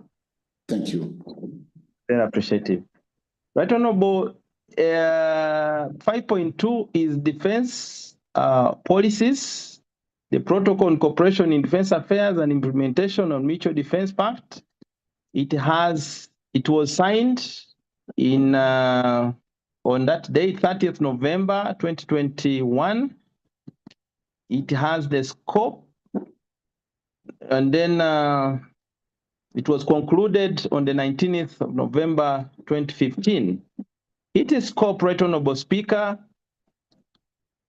is basically that partner states agree on the following areas: military training, joint operations, technical cooperation, visit and exchange visits. Right Honorable Speaker, this is the area in terms of training, develop and promote mutual policies and programs aimed at widening, deepening the cooperation. Partner states agree. So in that aspect, Right Honorable Speaker, and then of course it anticipated prevent conflict, because this is very key, Right Honorable, prevent conflict in circumstances where conflicts have occurred, and undertake peace support operations and peace building functions for the resolution of such conflicts. Yeah, the progress is made in this area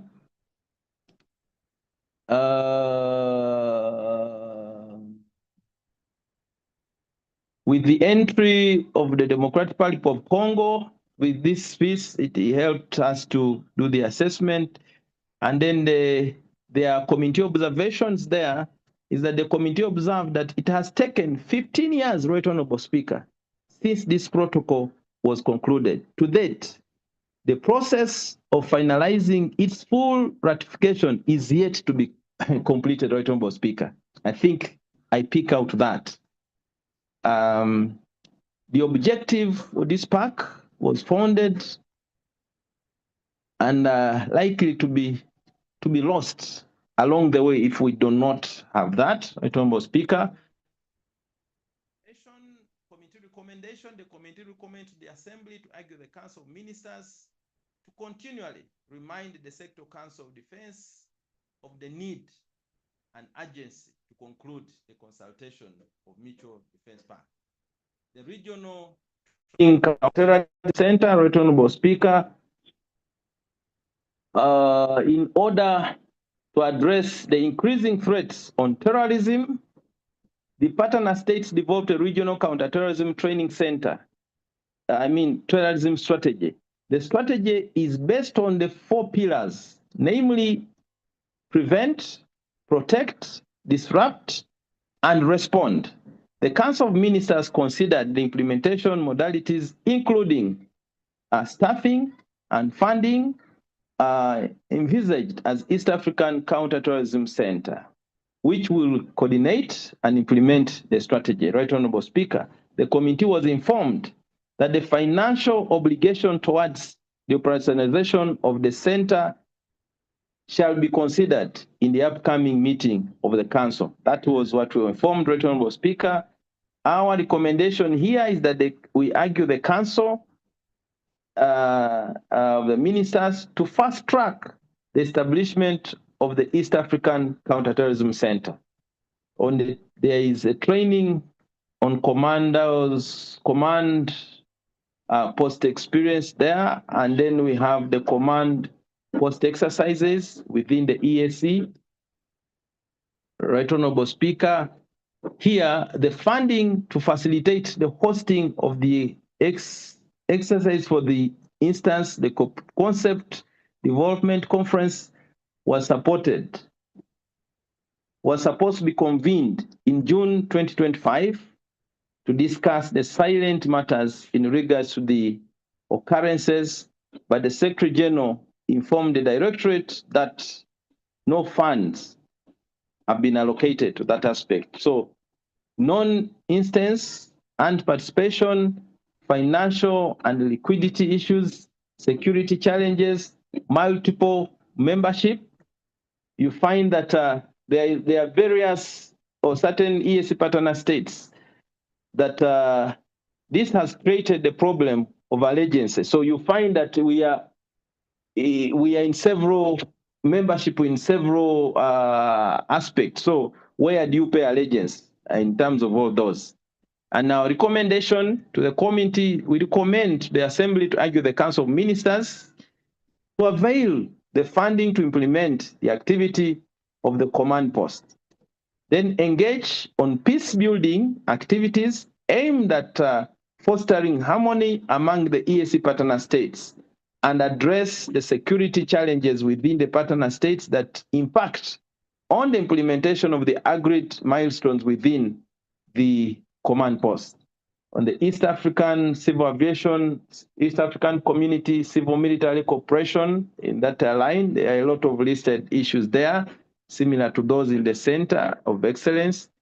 Here the committee has recommended, and the committee applauds the Directorate of the Defense Liaison Officer and recommends that the Assembly urge the Council of Ministers to ensure that the above-mentioned challenges are addressed to enhance the civil-military relations among the East African partner states. There are these areas of the military games and cultural aspects similar to those of the Assembly, bringing military people together in terms of racing, cross-racing, and all those. The community observation, however, is that the key objective of hosting the games is to promote peace through sports with the sole objective of creating friendly relations between members of the armed forces. It is a strong motive. It is a strong motive and a great opportunity to increase the contact among the military sportsmen and sportswomen. It further observed that the games are very expensive since the entire cost of hosting the games is borne by the host country. Then our recommendation here is that we argue at the Assembly is that to increase and avail resources for this noble cause, enhance publicity, involvement of the local citizenry. This one, we don't see any local citizen there, local citizenry, the mobilize, and also give priority and maybe have the Assembly as people's representative in terms of getting this aspect. The interstate security policies, Right Honorable Speaker, on peace and security, a key pillar, the peace and security protocol. The peace and security protocol, this was signed on 15th February 2023, Right Honorable Speaker, with the objective of the protocol on peace and security is to promote peace, security, and stability within the community and good neighborliness among the partner states. So, Right Honorable Speaker and honorable colleagues, these are the aligned issues, the protocol on peace and security that are there, highlighted. You can see conflict prevention, management, and resolution, prevention of genocide, combating terrorism, combating and suppressing piracy, peace support operations, disaster risk management, and crisis response management, which is key. Then the management of refugees and control of all those, Right Honorable Speaker. The challenges in here of the implementation of the peace and security is that the committee was informed by peace and security expert, Mr. Detkas Kaguta, that the biggest problem is the lack of capacity and capability in terms of human resource to fully address what the protocol wants the EAC to fully undertake. For instance, the community cannot implement the 2023 goals of the strategy of the protocol implementation plan without manpower, capacity, and capability. This would have been addressed through the establishment of the Peace and Security Directorate as contained in the structure adopted on the 18th by the 18th Council of Ministers and the 23 goals. Right Honorable Speaker, a big challenge there. Our committee observation is that there is clear there is no clear implementation plan with time frame on the implementation of the EAC peace and security strategy due to funding challenges. The committee recommendation is that streamline the time frame on the implementation of peace and security strategy, fast-track the development and processing of the disaster risk reduction bill for tabling and consideration by the Assembly. This is a very key ingredient, and we believe that we can happily do that. The protocol on combating illicit and drug trafficking in East African community, Right Honorable Speaker, that protocol is in there, and the scope it addresses the ratification of international convention, the provision of mutual legal assistance, the law enforcement, drug demand reduction within that aspect, Right Honorable Speaker. Here we have what countries have done, and colleagues can see what countries have done in that aspect. And of course, the committee observation is that narcotics and drug usage is a very big problem within the East African region, affecting the lives of the young people. You know, the community has very many young people, and that's a big problem.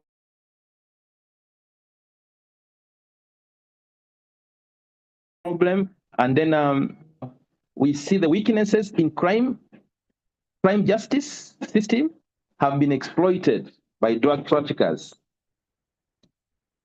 Our committee recommendation, I'll pick one, is that strengthen the cooperation within the Interpol, EAC partner states, and other international agencies on the fight against these narcotics, and of course put in place the regional regulation framework on narcotics and enhance surveillance in investigations, and so that cooperative or framework in the fight against narcotics. So the adoption of regional peace and security strategy, this was done in 2024. The peace security strategy was adopted in November 2006. Therefore, the adoption of the protocol peace and security and the EAC conflict prevention management and resolution mechanism adopted in 2022. The committee observation is that lack of regular comprehensive operational plans providing for implementation modality for all the 23 strategic objectives. Inadequate funding, lack of capacity.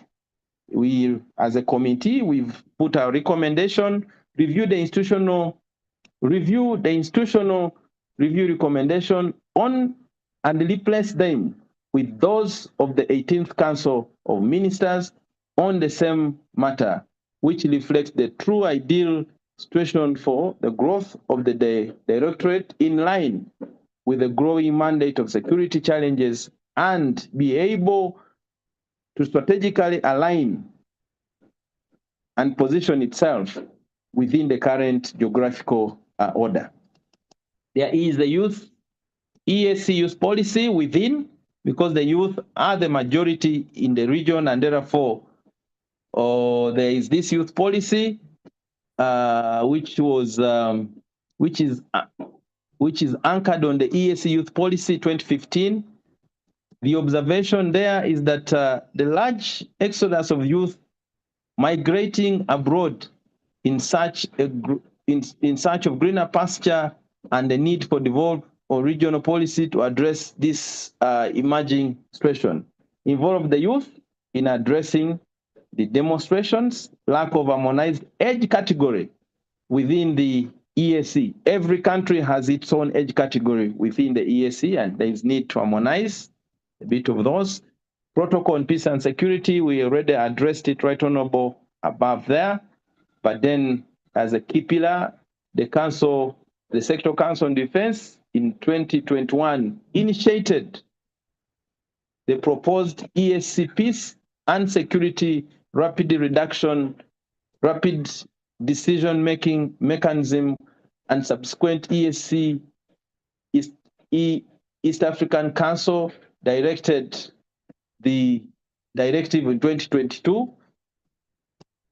Here we observe that the mechanism is expected to provide a legal, they mentioned all peace and security interventions. The establishment of the Directorate of Peace and Security should play a key role in generating policy proposals, particularly on those that have bearing on the peace and security. Right Honorable Speaker, 5.3, we are already on page 20, dealing with the question on EAC migration policy.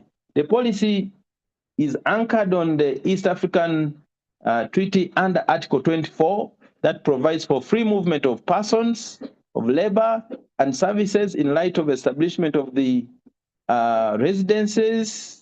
Immigration is critical element in the implementation of the Common Market Protocol, and therefore the 20th meeting of the Sector Council of Ministers considered the report titled The Final Feasibility Study on the Development of the Harmonized Immigration Information System and directed the EAC Secretariat to formulate the joint regional immigration policy with the objective of utilizing of ICT to transform the delivery of immigration services to citizens, businesses, and non-citizens in the ES region.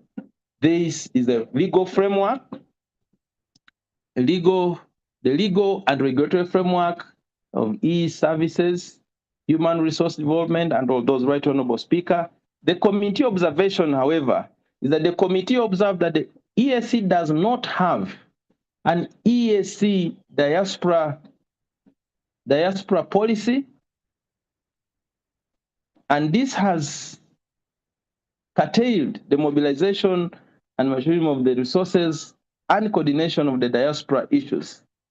It is the Republic of Kenya and the Republic of Rwanda that have ministries in charge of diaspora, and therefore is a key sector here. Diaspora engagement policy should be developed by the EAC and integrated in the EAC framework, where there are no funds that are allocated to this very important, whereas there are no funds allocated to this very important sector. Worthy reporting recommendation, the Council should standardize the usage of travel documents across the East African partner states. The Council to engage the diaspora community to develop a clear and robust regional diaspora policy framework to consolidate and harmonize the partner states' efforts and operationalize the relevant provision of the Protocol on Foreign Policy Coordination. Direct the Political Federation on Foreign Coordination quickly finalize the consultation with the only remaining and all unconsulted partner state to finalize the development of the regional diaspora policy. There is a EAC transboundary security framework. And then here, the committee observation, the committee was informed that both the EAC immigration policy and the East African transboundary security framework are still undergoing stakeholders validation exercises. The two policy documents have since been adopted by the relevant sector council. Our recommendation is that to establish the partnership with other RECs to enhance the cross-border peace programs, enhance the sensitization initiatives within the transboundary communities, provide for funding to develop and exploit the community's shared resources, develop an integrated transboundary program in the EAC to address the conflicts in the region, and involve Eala as a people parliament or people representative in the future peace caravans and provide funding for the Committee on Regional Affairs and Conflict Resolution to undertake an oversight activity alongside the border and examine the progress and implementation of peace caravans, and of course the benefits arising from the one-stop border sensitization seminars and various peace and security transboundary regions. The regional small arms and light weapons, we have that, and our observation here that although the regional small arms and light weapon policy has been adopted, there still exists the prevalence of the proliferation of the small arms and light weapons in the region. The inadequate disarmament measures have resulted into the community rights and intertribal and cross-border conflict within the EAC. For instance, the Karamojong in Uganda versus the Toposa in South Sudan and versus the Turkana in Kenya. The East and Southern African Indian Ocean regional maritime strategy is listed within there. A comprehensive strategy to address the provision of alternative livelihood in Somalia, law enforcement capacity building, combating policy proceeds, operationalization of being coordinated by the EAC in the Indian Ocean Common Intergovernmental Authority and Development, IGAD, and the Common Market for Eastern and Southern Africa, COMESA. This committee observation around this aspect is that the committee observed that despite the efforts in place, the threats of piracy and other maritime security threats in the region persist. There is a range of myriad issues taking place off the coast of Somalia.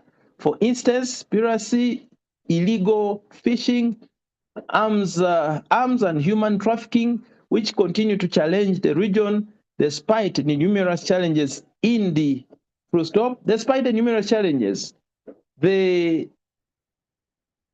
ESA-IO in terms of the counter-piracy response in the Eastern Horn of Africa has also registered significant progress in the reduction of the involvement of the international community in the counter-piracy campaign. Our recommendation is that the committee recommends the Assembly to argue the Council of Ministers to direct the Secretariat to enhance the East African partnership with the Indian Ocean Commission to address the issues of piracy and maritime crime aspects. Conflict prevention and management.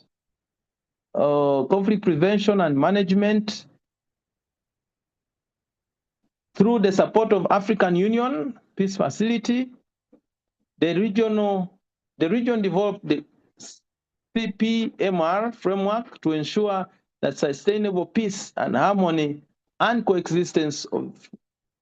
The framework broadly provides for the conflict early warning, including establishment of the situation room, mediation, and establishment of good officers, panel of eminent persons, peace support operations, demobilization, disarmament, resettlement, reconstruction, and rehabilitation, post-conflict reconstruction and development, and of course, within East African Peace Facility.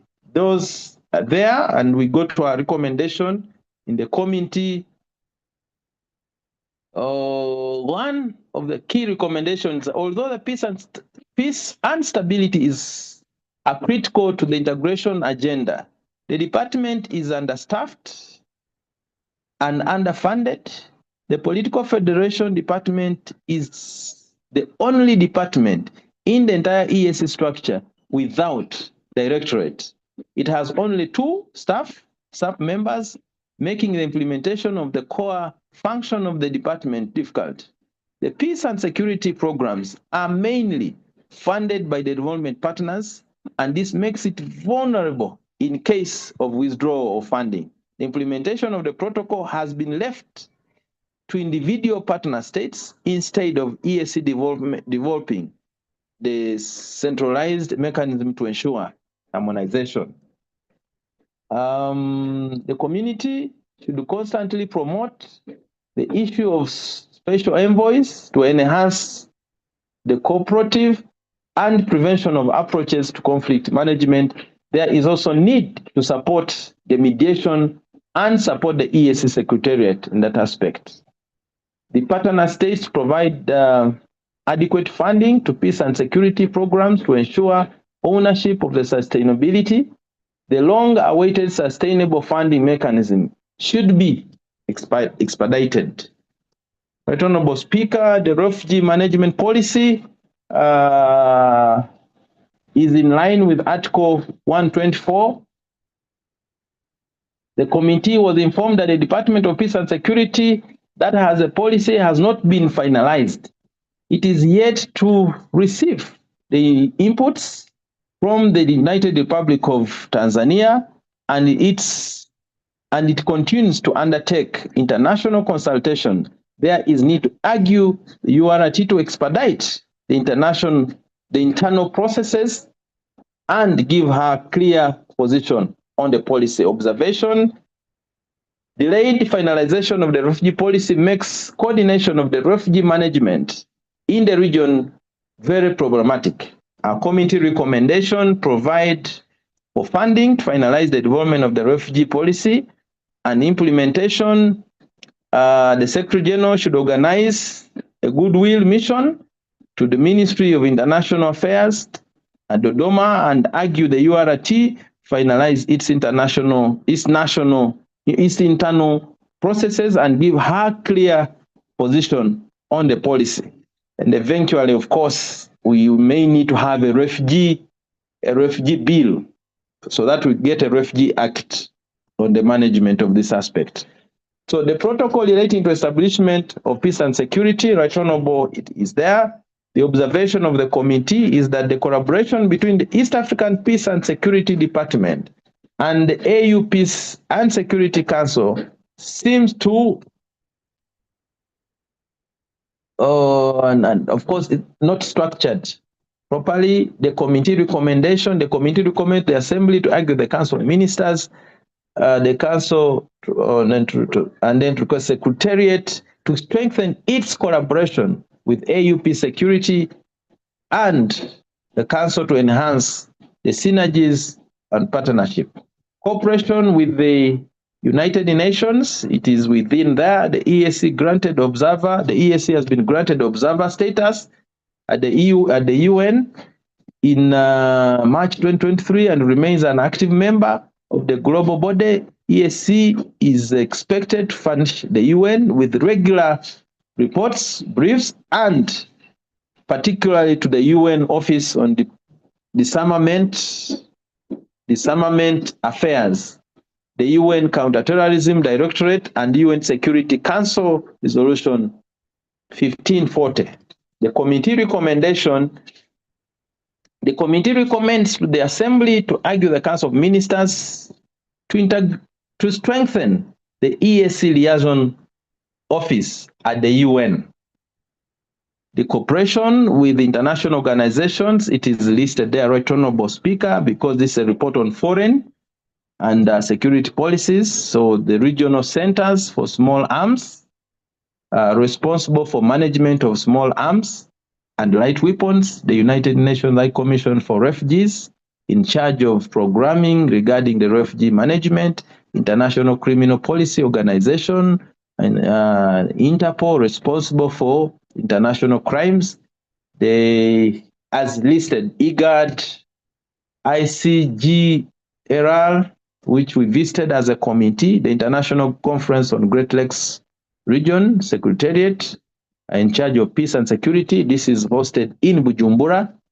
And of course, the observation here, the committee observed that although EAC established the mechanism of fostering cooperation with other international organizations, a formal structure cooperation with the regional economic communities has not been put in place. The committee further noted that the Republic of Burundi is not a member of the East and Southern African Anti-Money Laundering Group, and this is likely to affect its financial credibility. Committee recommendations direct the Secretariat to strengthen the partnership with the like-minded organizations, including initiating formal cooperation with the REX, appeal to the Republic of Burundi to join the East and Southern African Anti-Money Laundering Group to strengthen its financial credibility. Committee observation, the committee noted that the existence of emerging security challenges that need appropriate response.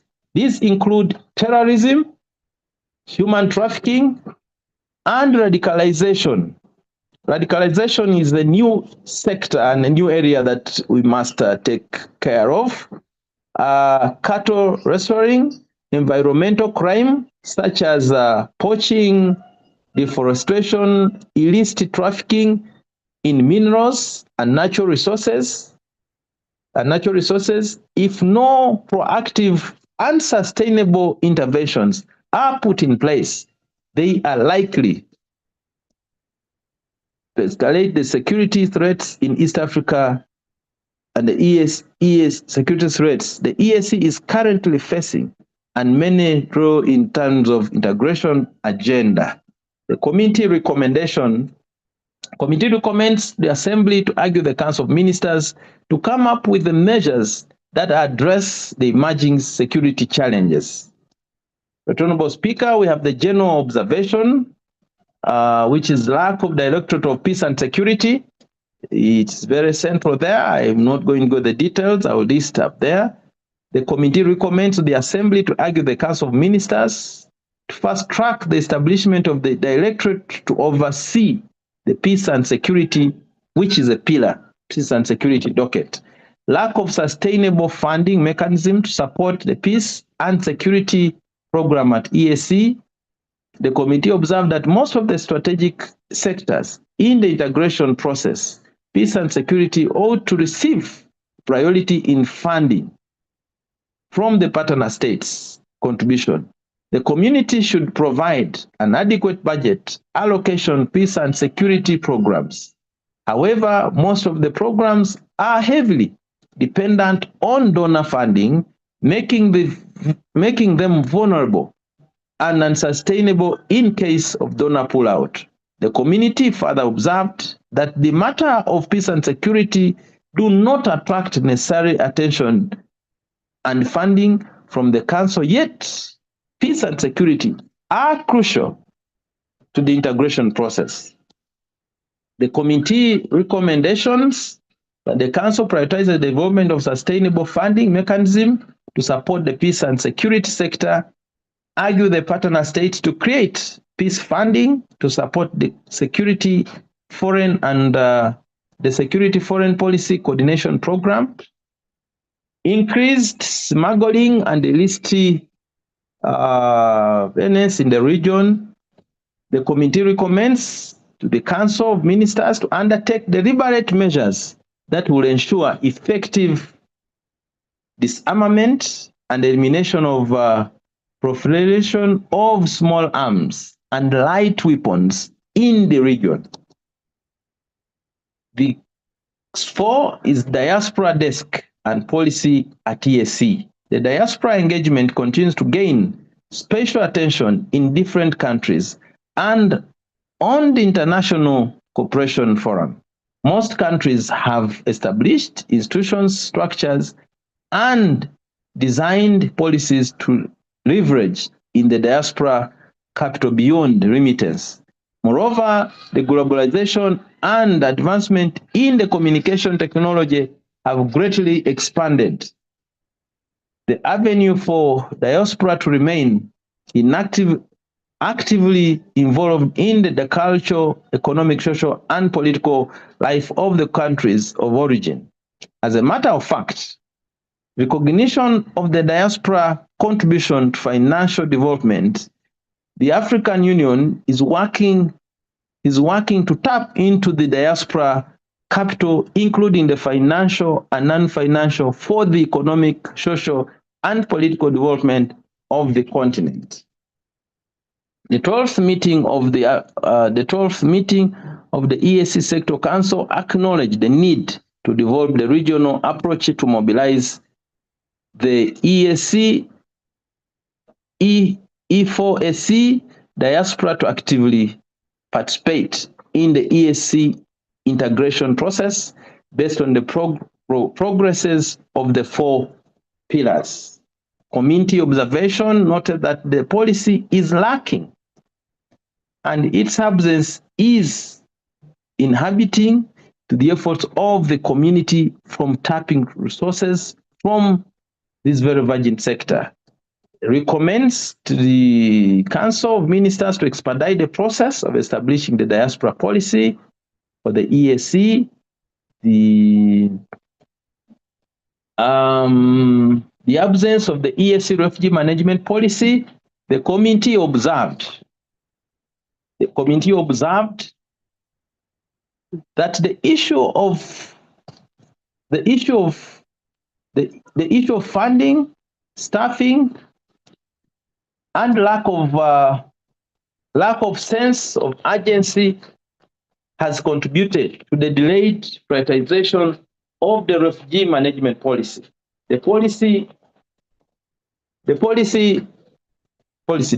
This also applies to the various pending policies, strategies, and ratification protocols. The committee requests the partner states to fund an urgent and durable solution to push the full factor of causing influx of refugees. Direct the Secretariat to expedite the development of regional policy on refugee and harmonization with its national policies and laws on refugee management in accordance with Article 124 of the treaty. Allocate a budget and set time frame to conclude the development of the pending policy strategies and ratification of the protocol. Of course, on the delays of the strategy and development, the committee has observed that the various EAC policy strategies and protocols have not been finalized, hence posing challenges to realization of the defense, peace and security and foreign policy coordination.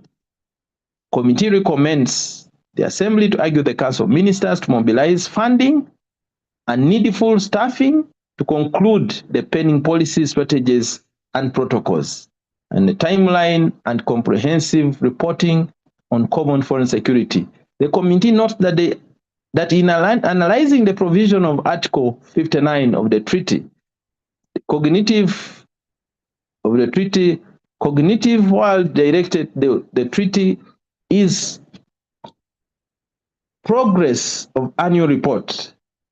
This obligates the Council to submit an annual report on the progress made on the foreign and security policies. The committee has noted that this provision is not being respected by the Council since the last report was submitted in 2021.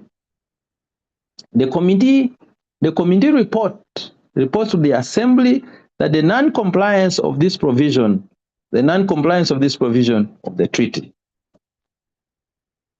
The committee recommends the Council of Ministers to comply with the treaty provision and submit the report annually as directed by Article 59(3)(c).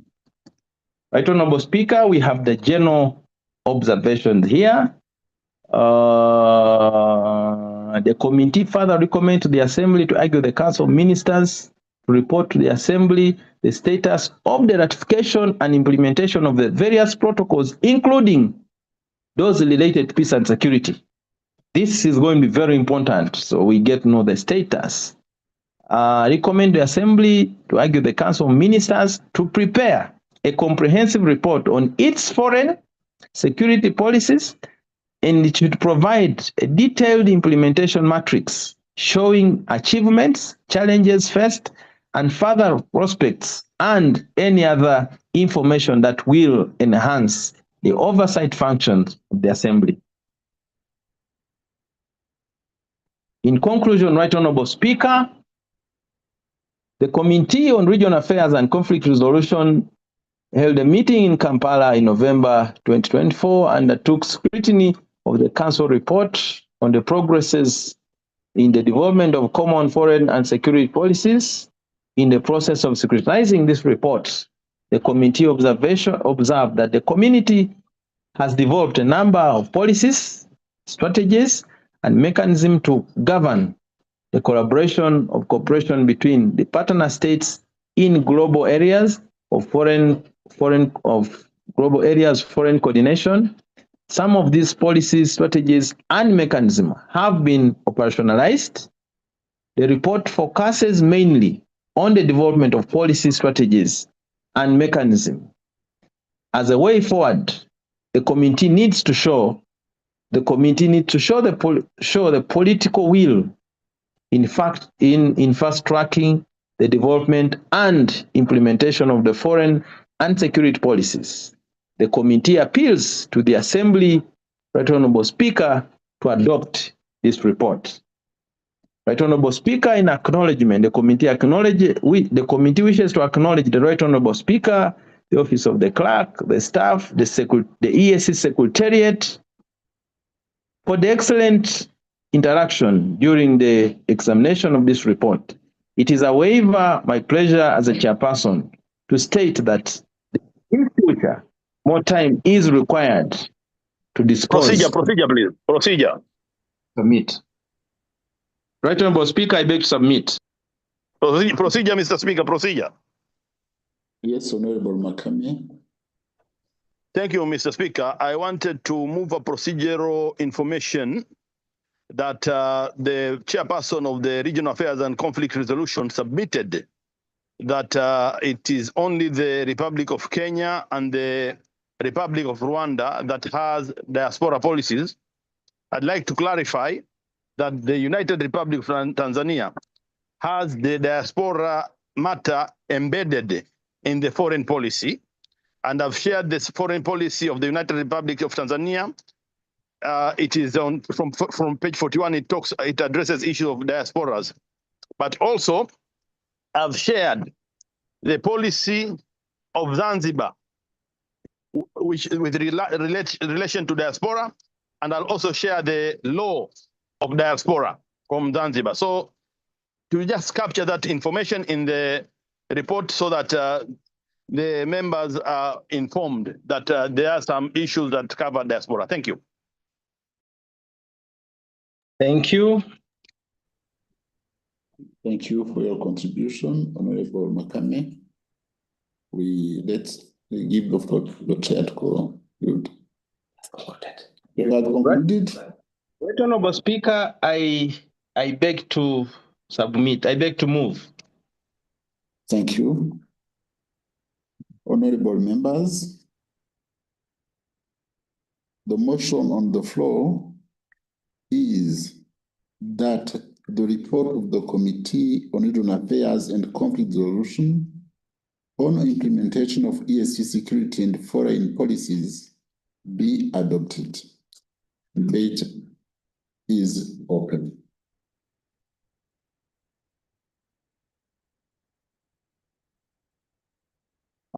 I have Honorable Musanga Batware Clement.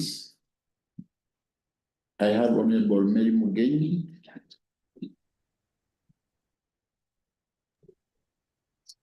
Let's give the floor to the two ones. Honorable Musanga Batware Clement, then Mary Mugenyi.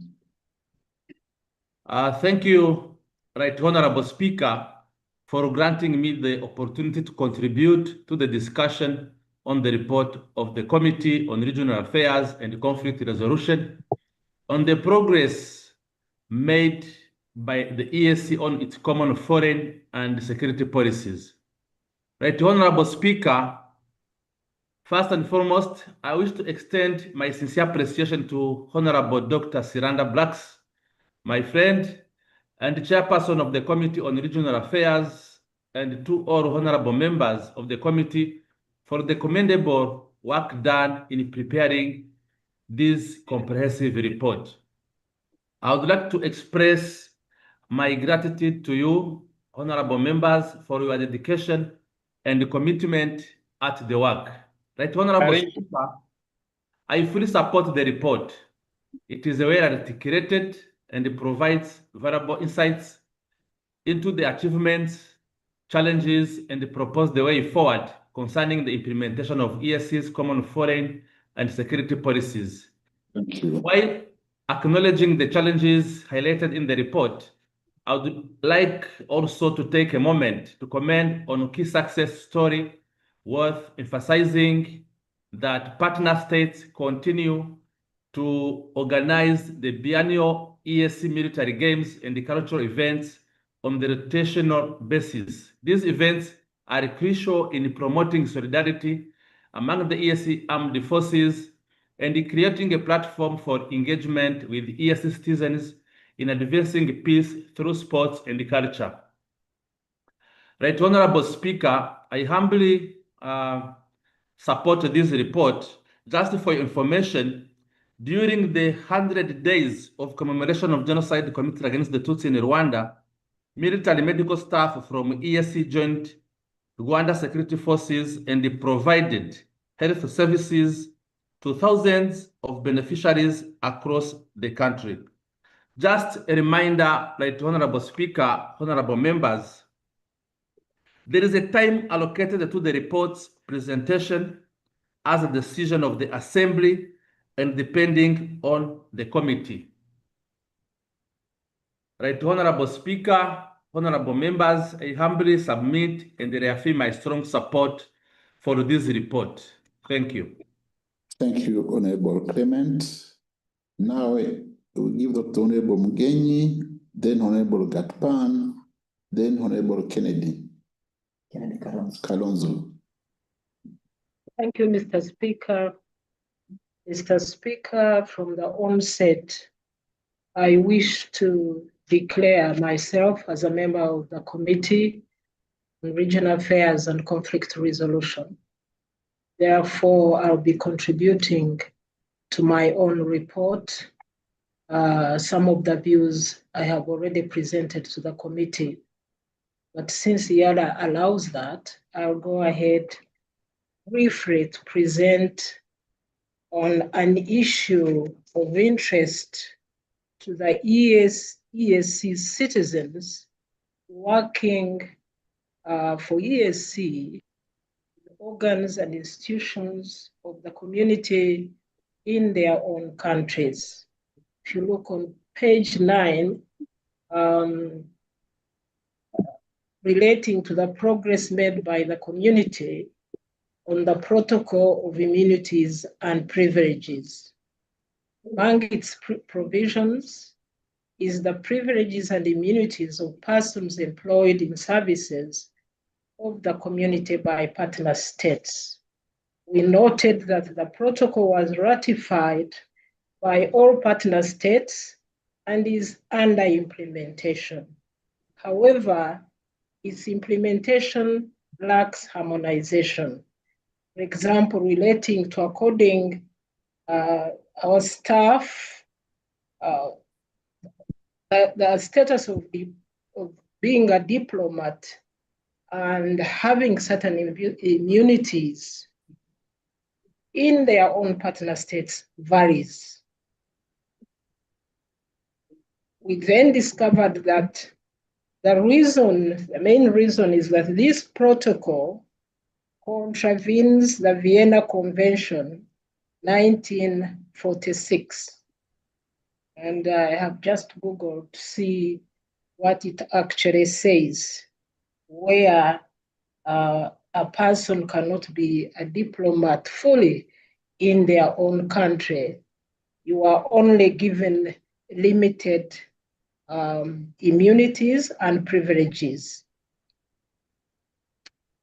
I therefore call on the Council of Ministers to look into the harmonization of our own protocol on immunities and privileges and harmonize it possibly and preferably with the Vienna Convention and also with the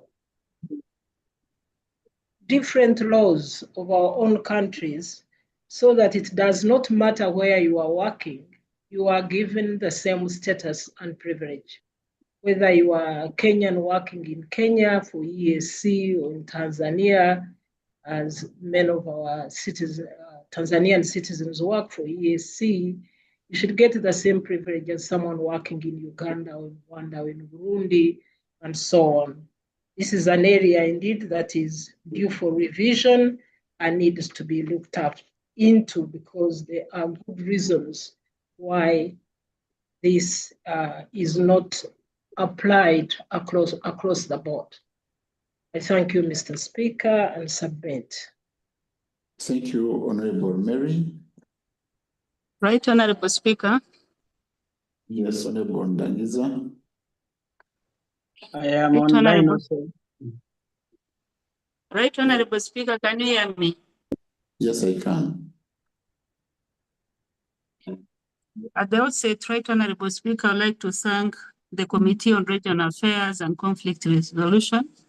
And it's able, right, Honorable Speaker, can you hear me? Honorable Ndangiza, Yes. we had already the names and you had announced them. After Honorable Mary Mugenyi, we had Honorable Gatpan, then Honorable Kennedy Kalonzo, then it will be you, Honorable Ndangiza. So Honorable Gatpan. Thank you, Right Honorable Speaker. I want to declare that member of the Committee on Regional Affairs and Conflict Resolution, and I would like to contribute a few. One is that Article 59(3) of the treaty has limited the scope of this report. It will only focus on the development of policy on peace and security, on security and foreign and security policies. It does not give the Assembly a mandate to scrutinize the implementation of these policies. This is very crucial, Right Honorable Speaker. You cannot have policies being developed and implemented, but there's no oversight provision for the same policies in terms of implementation. How do we know how these policies are performing? This is very crucial. I think the Council need to think ahead to either incorporate this in the amendments of the treaty or find a way that the Assembly can also be able to oversight the implementation of these policies. I find that is a very important submission, Right Honorable Speaker, because we cannot be able to ascertain the progress being made with regards to these policies. Because developing them is one thing and implementing them is key. Right Honorable Speaker, my second submission is on the Foreign Policy Coordination Protocol. The process has stalled. Most of the countries have ratified, but the United Republic of Tanzania is still conducting internal consultation.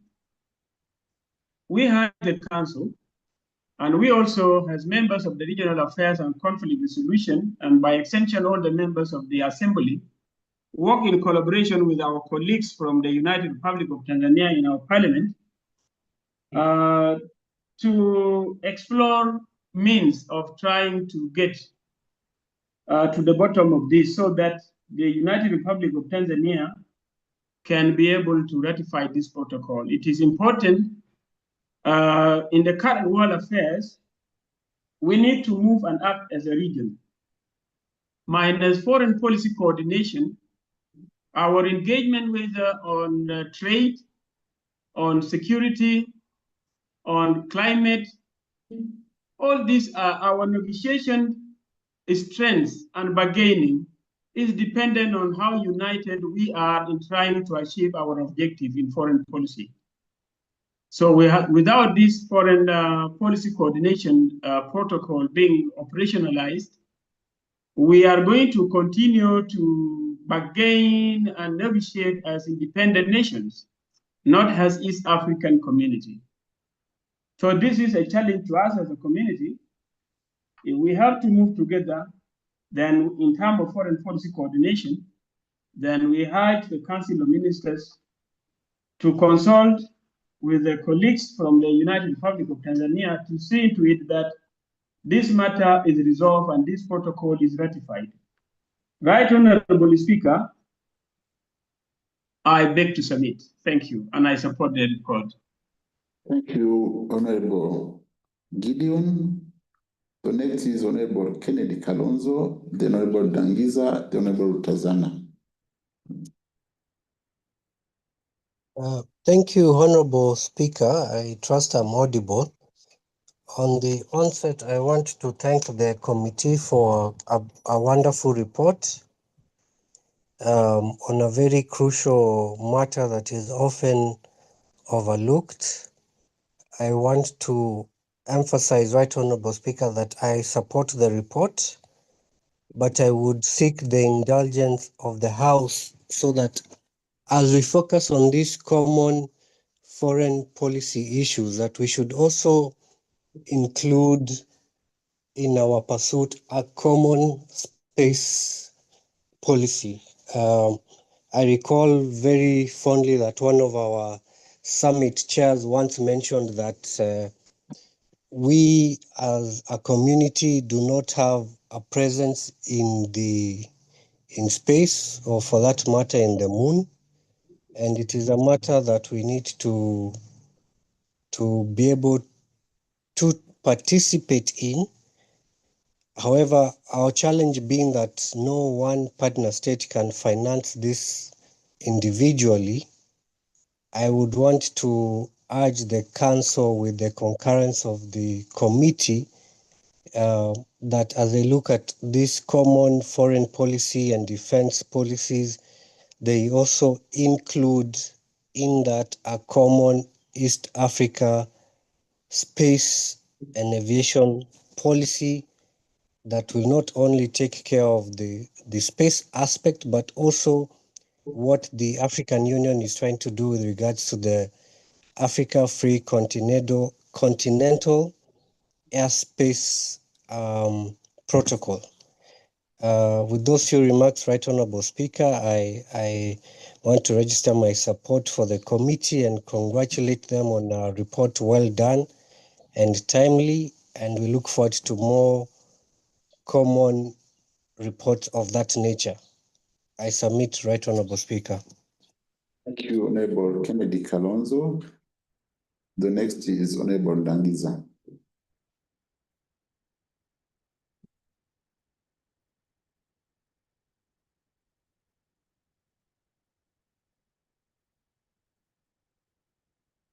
Honorable Dangiza, please unmute. You are muted. Maybe we'll go to the next. Honorable Tazana.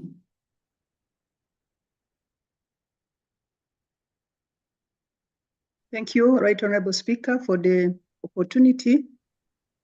I would like to start by thanking the committee and the able chair for a good report, which is really timely when we see the circumstances and situation in the region.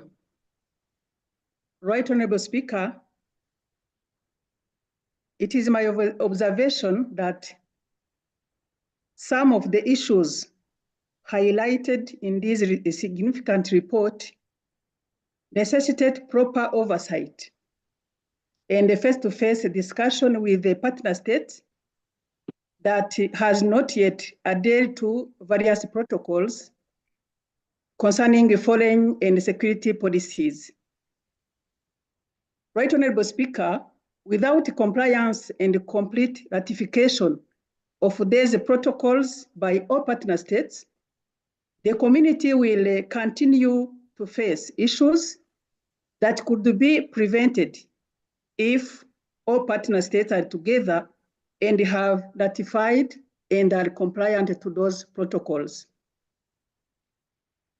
I strongly advise, as we are now in the process of budgeting, that the EAC budget allocate particular attention to this effort for the Committee on Region and Conflict Resolution, so that they will be able to engage with the appropriate stakeholders in the partner states, for those who have not yet ratified, but also for those who have not yet harmonized. And for that purpose, I'm talking about the protocol on privileges and immunities that is ratified by all partner states, but the harmonization is the most important exercise to be done if we need this protocol to be really compliant. Right Honorable Speaker, with those few remarks, I support the report and appreciate the good work done by the committee. Thank you very much, Right Honorable Speaker. Thank you for your contribution, Honorable Rutazana. We go back to Honorable Dangiza. Maybe she's still muted. Honorable Dangiza.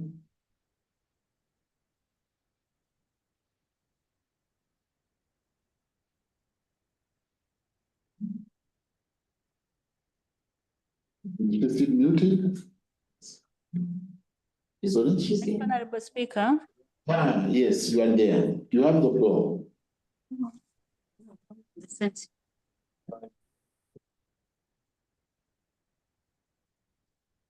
Honorable Katuma, you have the floor.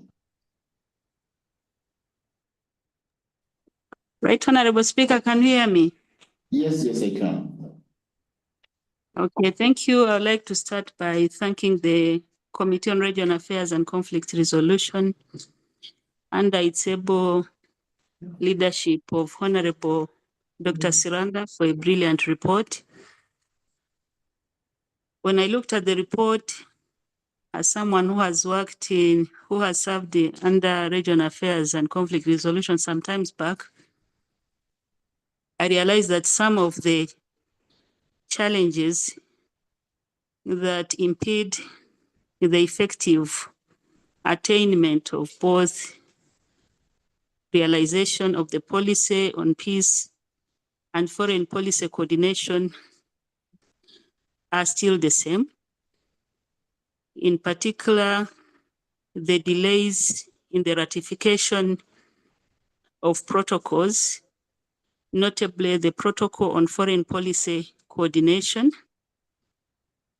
the protocol, the Mutual Defense Pact, and these are some of the protocols that have been there being negotiated for the last 15 years. And you can imagine 15 years is a long time in terms of matters on how we lag on matters of peace and foreign policy coordination. And these are some of the enablers to the realization of the first pillars of integration and the ultimate pillar of political federation. So one of the challenges I have, and I want to raise this to the Council, what is the problem? Because these protocols are generated by the Council. I recall like the Foreign Policy Coordination Protocol, when it was being signed, all the partner states by that time, there were 5 partner states, they were all enthusiastic. And every minister of foreign affairs and those in charge of policy of defense, we are all making political statements showing how their countries support this policy and how it has even delayed giving concrete examples on the need of having EAC ambassadors accredited to countries. And if one country is not represented, another country can represent them. But somewhere in the middle of implementation, that enthusiasm goes. So I really want to hear from the council in their response to know what's wrong, what are the underlying issues as to why these protocols take so long by the same countries that initiated the protocol. And of course, it also implies resources wasted in terms of money, human consultations forever, and yet these are critical matters of our integration. And this is the same issue we have on the policies. The policy on refugee, the policy on diaspora, I'm happy that it is being worked on. The policy on e-immigration. And these are critical policies for the realization of money, the common market protocol, because you can't talk about free movement of people and goods when these policies are not in place. One of the findings is that there is an issue of resources. About 90% of the funding for the departments for peace and security and foreign relations is coming from the development partners, including the funding of the realization of these policies. So I want really to urge the Council of Ministers to provide adequate funding for this important Directorate of Peace, a directorate that is dealing with matters of peace and security and foreign policy, so that we are able to fund our policies, we are able to fund our strategies, because these are sovereignty matters. We cannot leave it to UNHCR forever.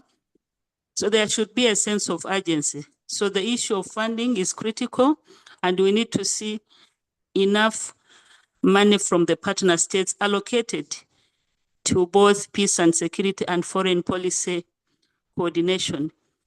The final comment I have is on the issue of synergies. It seems there is a lot that is happening, both in the EAC but also on the continent on matters of peace and security. We have a whole architecture, the African Peace and Security Architecture, the African Union. We have early warning systems at African Union level, at EAC, but even other acts like SADC have similar initiatives.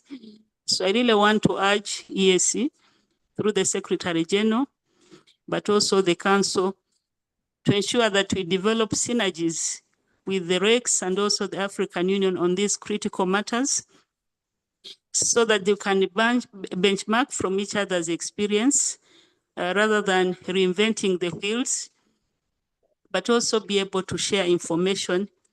Because, for example, when it comes to peacekeeping missions, to some of the security threats on the region, transboundary threats, they are all interrelated, and we need to work together as a continent. So the need for enhancing synergies, but also ensuring that there is benchmarking in terms of learning experiences from each other.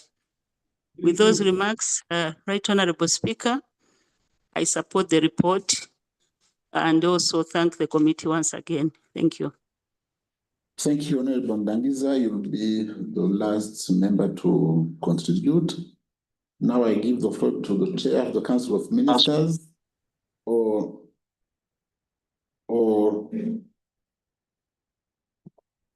a member to make the remarks. Which member? Which member?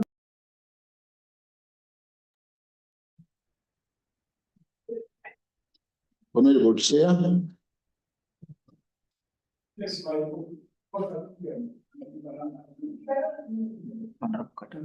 Honorable Minister from Uganda, as the chair is not ready,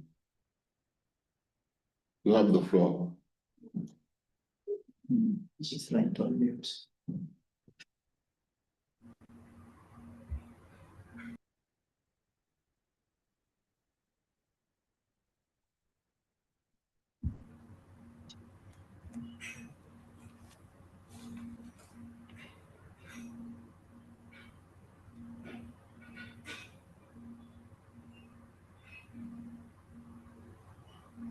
She's not there. Honorable Chair. Honorable Chair of the Council of Ministers, you have the floor.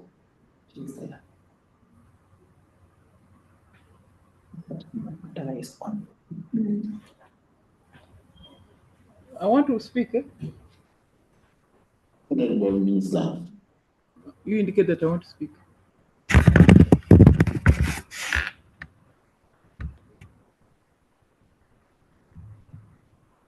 Yes, Honorable Minister, you can speak. Honorable Minister from Uganda. You have the floor. Thank you very much, Mr. Speaker and members. I want to thank the committee for the report. My concern is one I've raised before about the lack of implementation of conventions which we have acceded to. I'm very, very concerned that for 15 years, a protocol has not been implemented. And I do recall that when we were in Kigali, the third judicial conference, we addressed this subject and agreed that we need to establish measures to ensure that we have a monitoring machinery about the implementation of the conventions of the region. So I do hope that this is now an opportunity for us to take up that proposal that we picked up in that judicial conference and put it into practice, because there are many, many bills that have been passed, not assented to, conventions made, not implemented, not ratified. So we don't need that machinery, which we found was working in the ECOWAS region. So I would want the members to start thinking about it, and maybe let's have someone move a private member's motion for it. Thank you. Thank you, Honorable Minister. Honorable Chair of the Council of Ministers. So, transformer,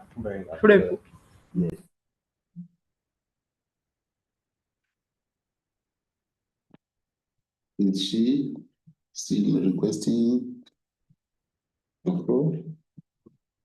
No. So with that, I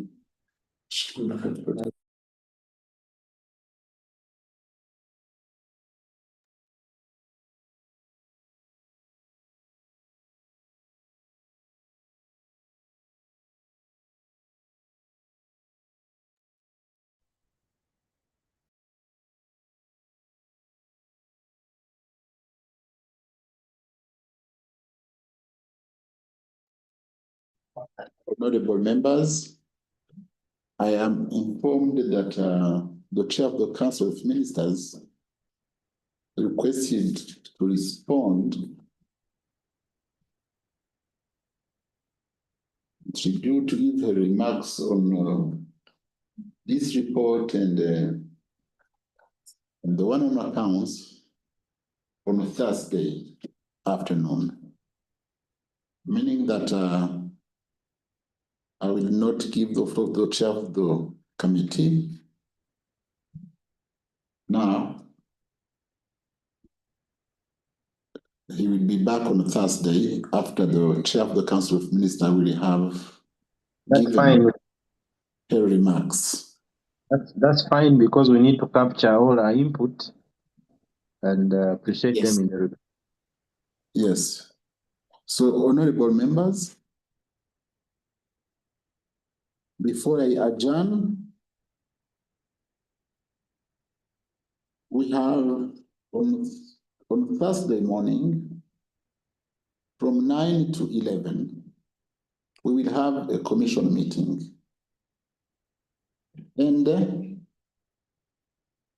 I can now adjourn this house to Thursday, 10th July, 2025 at 2:30 p.m. Have a blessed evening.